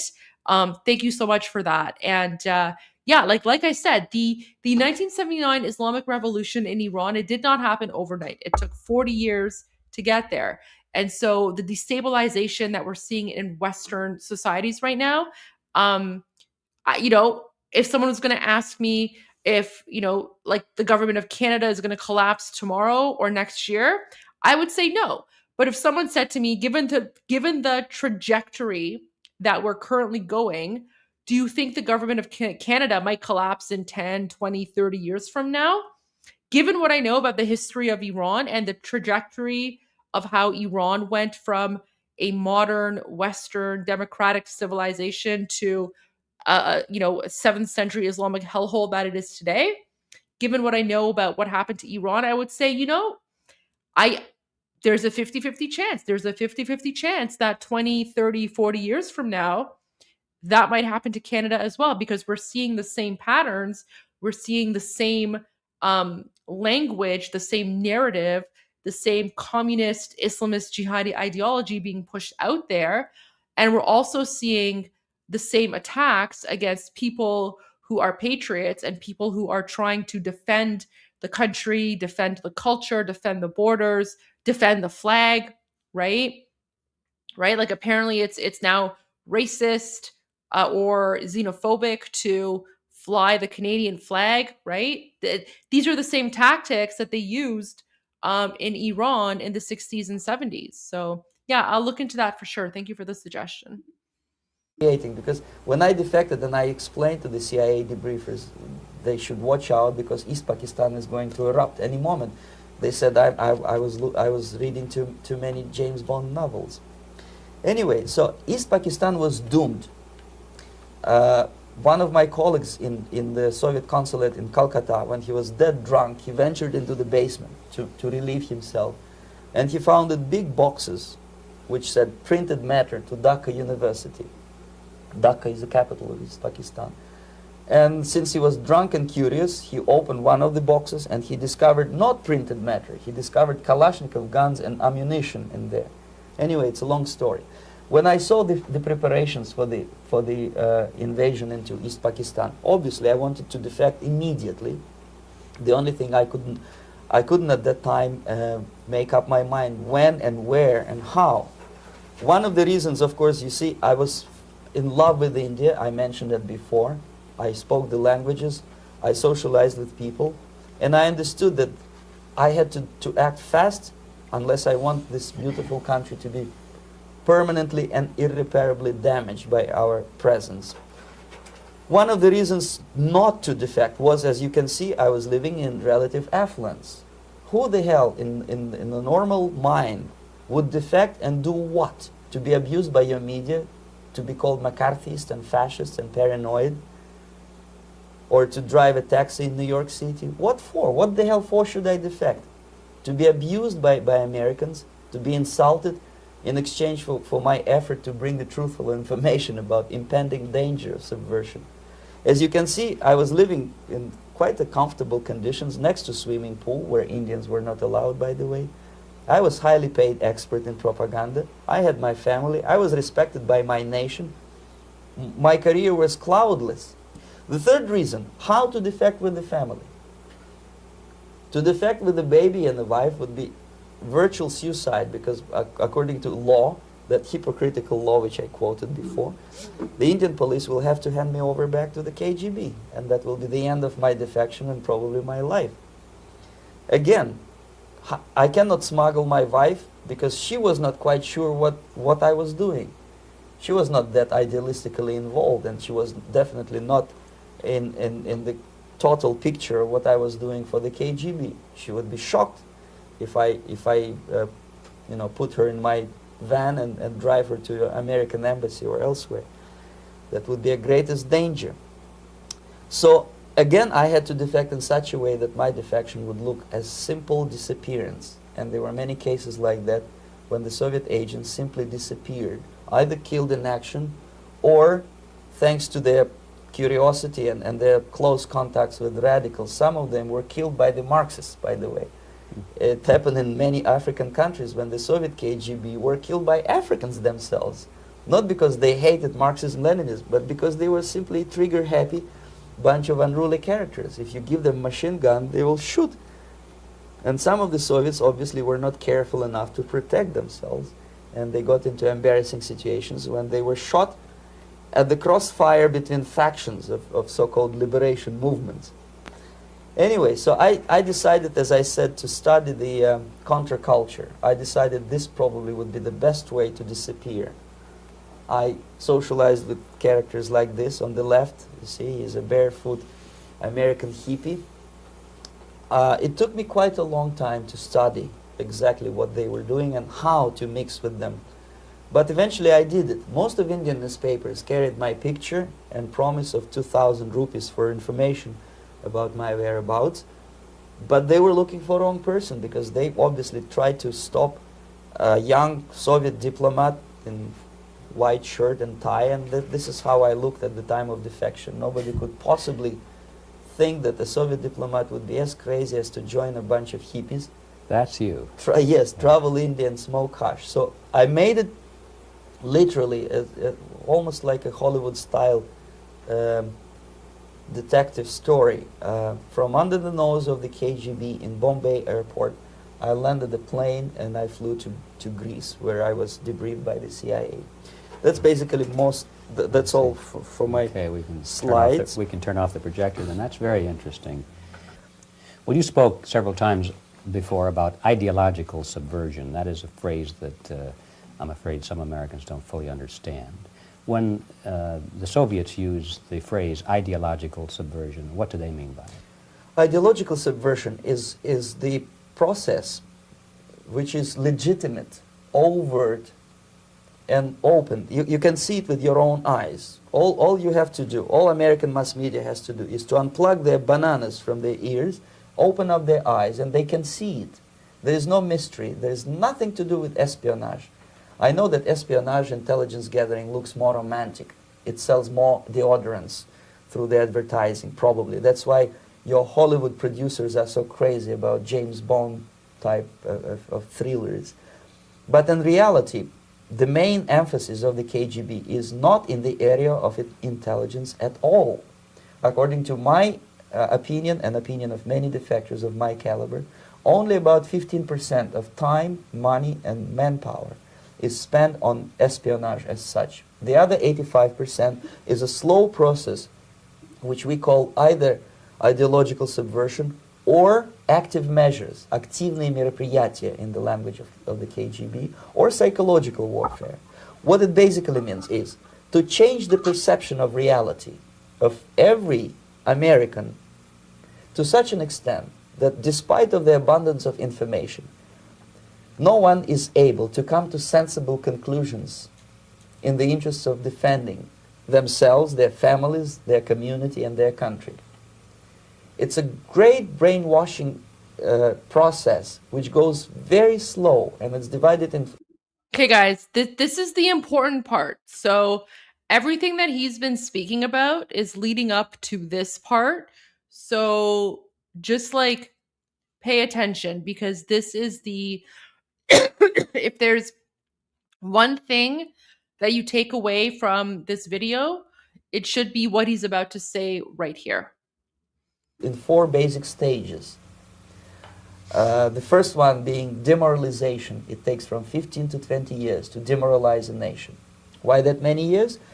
Because this is the minimum number of years which requires to educate one generation of students in the country of your enemy, exposed to the ideology of the enemy. In other words, Marxism-Leninism ideology is being pumped into the soft heads of at least 3 generations of American students without being challenged or counterbalanced by the basic values of Americanism, American patriotism. The result you can see, most of the people who graduated in the 60s, dropouts or half-baked intellectuals, are now occupying the positions of power in the government, civil service, business, mass media, educational system.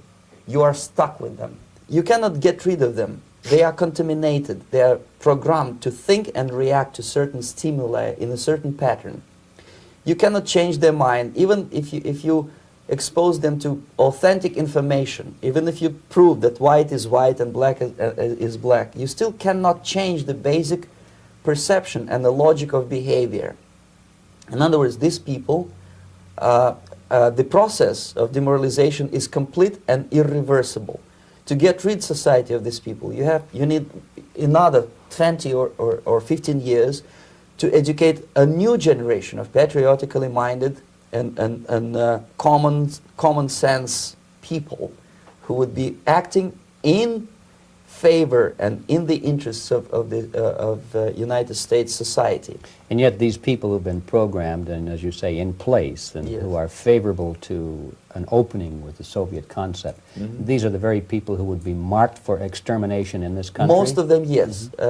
Simply because the psychological shock when they will see in future what the beautiful society of equality and social justice means in practice, obviously they will revolt. They will be very unhappy, frustrated people. And the Marxist-Leninist regime does not tolerate these people. Obviously they will join the links of dissenters, dissidents. Unlike in present United States, there will be no place for dissent in future Marxist-Leninist America.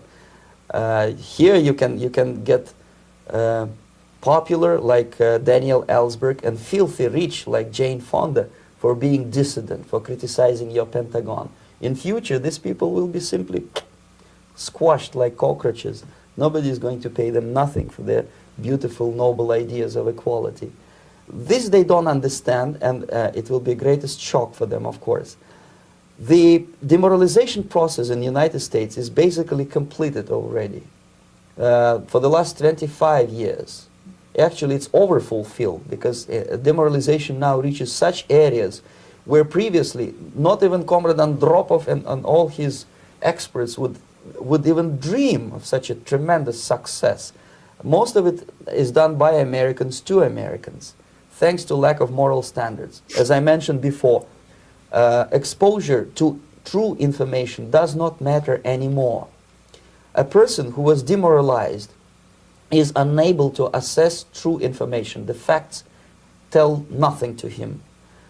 Even if I shower him with information, with authentic proof, with documents, with pictures, even if I take him by force to the Soviet Union and show him concentration camp, he will refuse to believe it until he is going to receive a kick in his fat bottom.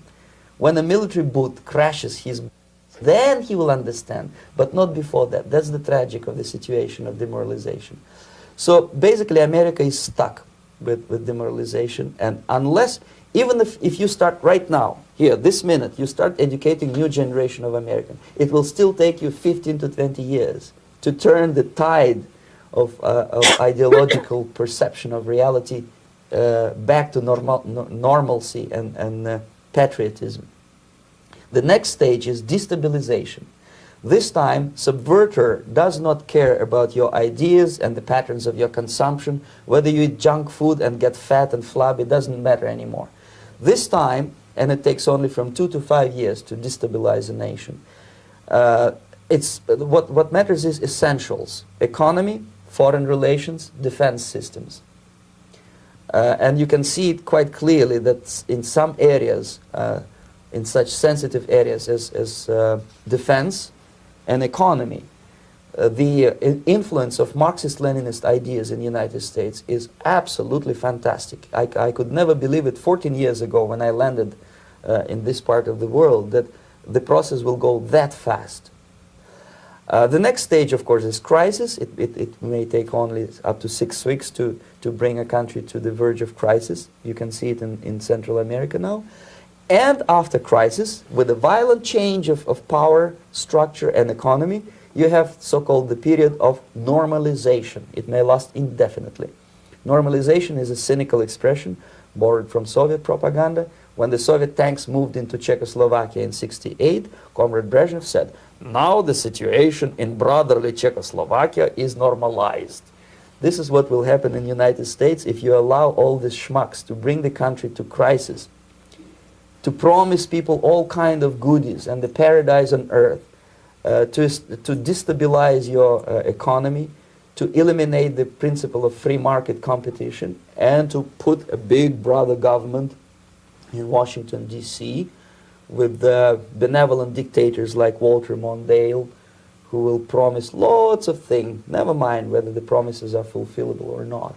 He will go to Moscow to kiss the bottoms of new generation of Soviet assassins, never mind. He will create false illusions that the situation is under control. Situation is not under control. Situation is disgustingly out of control. Most of the American politicians, media, and educational system trains another generation of people who think they are living at a peacetime. False. United States is in a state of war, undeclared total war against the basic principles and the foundations of this system. And the initiator of this war is not Comrade Andropov, of course. It's the system. However ridiculous it may sound, the world communist system or the world communist conspiracy, whether I scare some people or not, I don't give a hoot. If you are not scared by now, nothing can scare you. But you don't have to be paranoid about it. What actually happens now, that unlike myself, you have literally several years to live on unless the United States wake up. The time bomb is ticking. With every second, the disaster is coming closer and closer. Unlike myself, you will have nowhere to defect to, unless you want to live in Antarctica with penguins. This is it. This is the last country of freedom and possibility. Okay, so what do we do? What is your recommendation to the American people? Well, the immediate thing that comes to my mind is, of course, there must be a very strong national effort to educate people in the spirit of real patriotism, number one. Number two, to explain them the real danger of socialist, communist, whatever, welfare state, big brother government. If people will fail to grasp the impending... I see a few people in the chat asking, when is this from? Guys, this is from 1984. Like, this guy was spilling the tea back in 1984. That's 41 years ago. So yeah, like you need to go back and watch this live from the beginning. If you haven't, if you joined recently, when we're done, go back and watch it from the beginning, because everything he's saying, incredibly relevant. And yeah, this interview is from 1984, and this is a messed up part. Back in 1984, he was saying that the project to demoralize Americans and destabilize America was already complete. So he was saying that 40 years ago, and everything that he said has pretty much come to pass, including when he talks about, people who've infiltrated the system and there's nothing you can do about it. Ilhan Omar, Zoran Mamdani. Yeah, Dorman, you're right.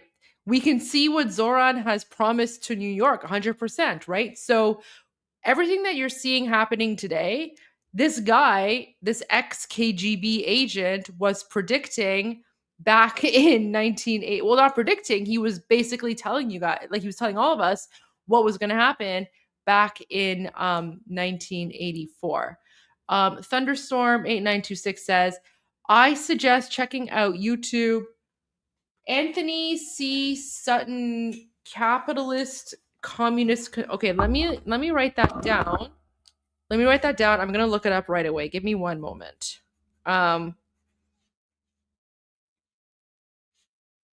Is that like a video? Anthony C. Sutton, capitalist, communist, conspiracy. Like I generally try to avoid, conspiracy theories. But like what Yuri is saying, like this is not a conspiracy theory. The guy is literally an ex-KGB agent, so he knows what he's talking about. So I will go and take a look at that video because I've never heard of Anthony Sutton. I've never heard of that video. And there are unfortunately a lot of, like, I don't know, just conspiracy theory videos out there that are just propaganda. But I will definitely take a look at that, and I'll look it up right now actually and see what it's all about, because um there's a difference between a whistleblower and a conspiracy theory.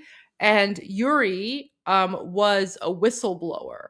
So that's why, like, everything that he was saying 40 years ago is literally coming to pass right now. But thank you so much, Thunderstorm, for that. I'm going to look that up right away. Right away. Danger of that development. Nothing ever can help United States. You may kiss goodbye to your freedom, including freedoms to homosexuals, to prison inmate. All this freedom will vanish, evaporate in 5 seconds, including your precious lives. The second thing, the moment at least part of United States population is convinced that the danger is real, they have to force their government. And I'm not talking about sending letters, signing petitions, and all this beautiful, noble activity. I'm talking about forcing United States government to stop aiding communism.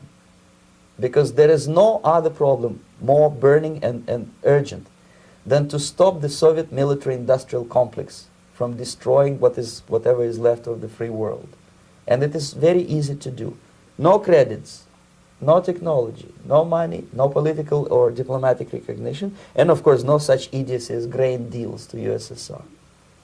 The Soviet people, 270 millions of Soviets, will be eternally thankful to you if you stop aiding a bunch of murderers who sit now in Kremlin and whom President Reagan respectfully calls government. They do not govern anything, least of all such complexity as the Soviet economy. So basic, two very simple, maybe too simplistic answers or solutions, but nevertheless, they are the only solutions. Educate yourself, understand what's going on around you. You are not living at the time of peace. You are in a state of war, and you have precious little time to save yourself. You don't have much time, especially if you are talking about young generation. There's not much time left for convulsions to the beautiful disco music. Very soon it will go, just overnight. If we are talking about capitalists or wealthy businessmen, I think they are selling the rope on which they will hang very soon. If they don't stop, if they cannot curb their unsettled desire for profit, and if they keep on trading with the monster of the Soviet communism, they are going to hang very soon.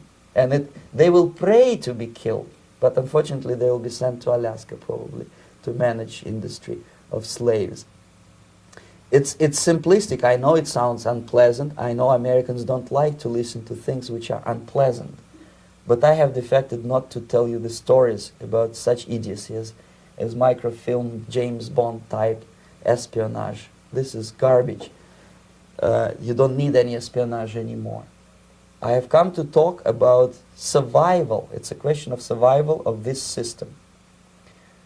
You may ask me, what is it in for me? Survival, obviously, because unlike, as I said, I am now in your boat. If we sing together, we'll sing beautifully. Wow. That was incredibly informative. I encourage everyone to go and watch the interview. You can either go back and replay this live stream, or, if you just look at the top of my screen, it says Yuri Bezmenov, 4 stages of subversion. Search that in YouTube, you will find it. Very, very heavy material, but of course, very relevant, very informative. Like, this guy was literally spilling the tea. Yeah, you like the background keyboard music. Yeah, I know. It's, again, this interview was filmed in 1984. So of course you get like the weird 80s background music or whatever. Now, I did promise you guys that I would play politically incorrect 80s and 90s commercials at the next commercial break.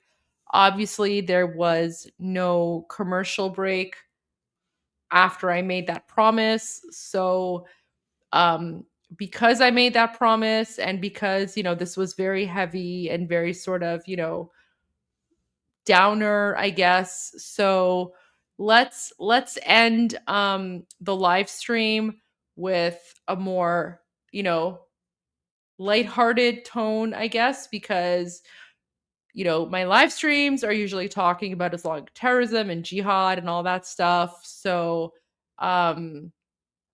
yeah, I guess it's Saturday night, YOLO. So I will play some politically incorrect commercials from the 80s and 90s per your request. I found this one clip. It's about 6 minutes long. I have no idea what the commercials are, so, do not pin this on me, please. But here you go. I have no idea what the commercials are, but just looking at like the first one, I'm just like, I don't know. I feel like this is going to be bad, but anyways, here we go. Oh gosh, okay. Hello, Fukada-san here with very interesting cooking tip. Did you know real lemon made from real fresh lemons? Oh yes, real lemon tastes just like real fresh lemons. Very good, very easy to use. You can use real lemon wherever you use fresh lemons, in cooking and baking, or many places. Can even use to make nice lemon pie. That's lemon. Yes, lemon. Try real lemon wherever you use fresh lemons. Play the provincial, it's fabulous fun. You'll love that. Thousands of prizes every week to be won. Our $5 chicken, and it's good for 5 tries. Friday could be your day, good luck could come your way. Play the provincial, the weekly provincial. Yes, sir. 500,000 is the weekly grand prize. Yeah. Instant prizes up to 5 grand in size.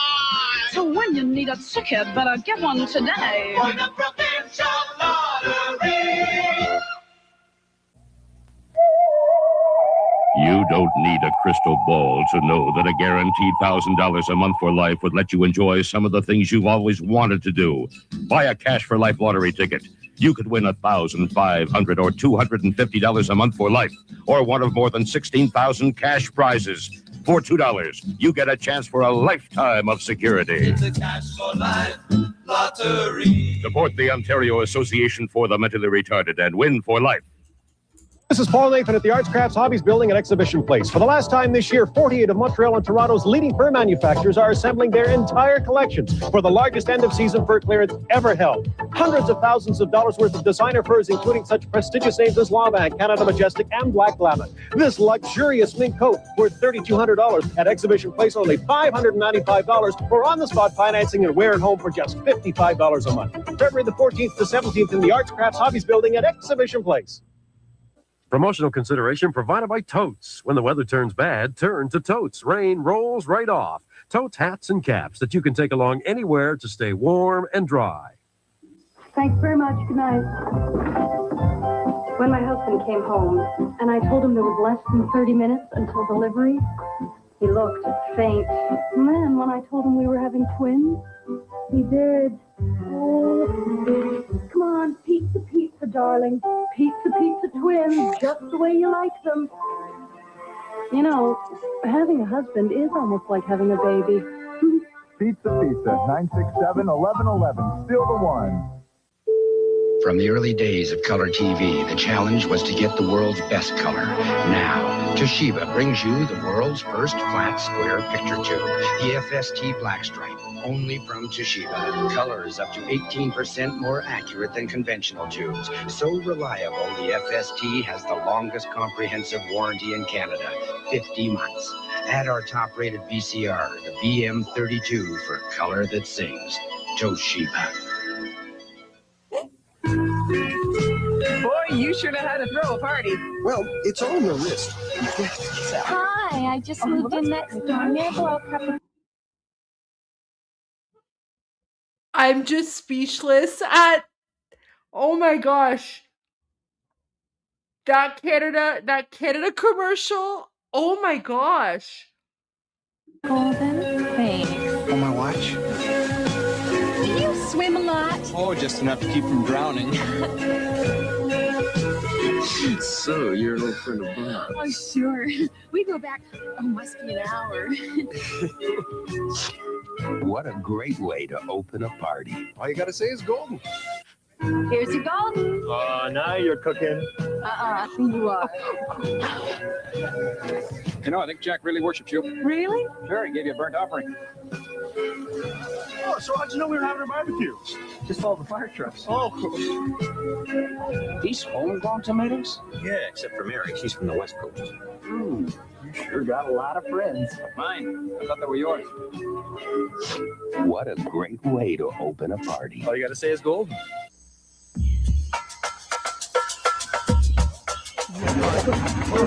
This is the first time Wyompe Indians had ever been filmed. They had never seen red hair or anything like a Pathfinder. Here on the equator, the air conditioner was a big hit. And I'm pretty sure they liked our music. But you know what? We decided we liked their music even more. What was that? My new JVC compact VCR is the world's smallest, lightest VCR ever. It's ideal for taping graduation, school plays, Halloween. It's loaded with features. Perfect for Christmas morning, Groundhog Day, Little League, Big League. JVC's new compact VHS video system with the world's smallest, lightest VCR ever. Buzz off, Buster. Great sound, too.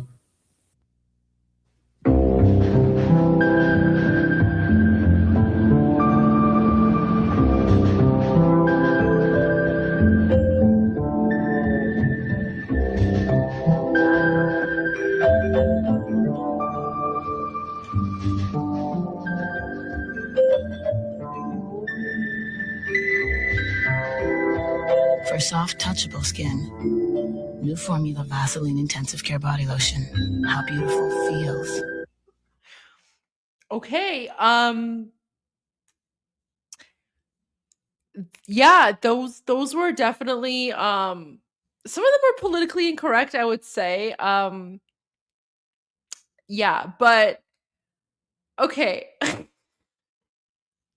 If you think those were bad, guys, the TV commercials from the 60s were even worse. So, I'm going to end the live stream on playing a commercial from the 1960s.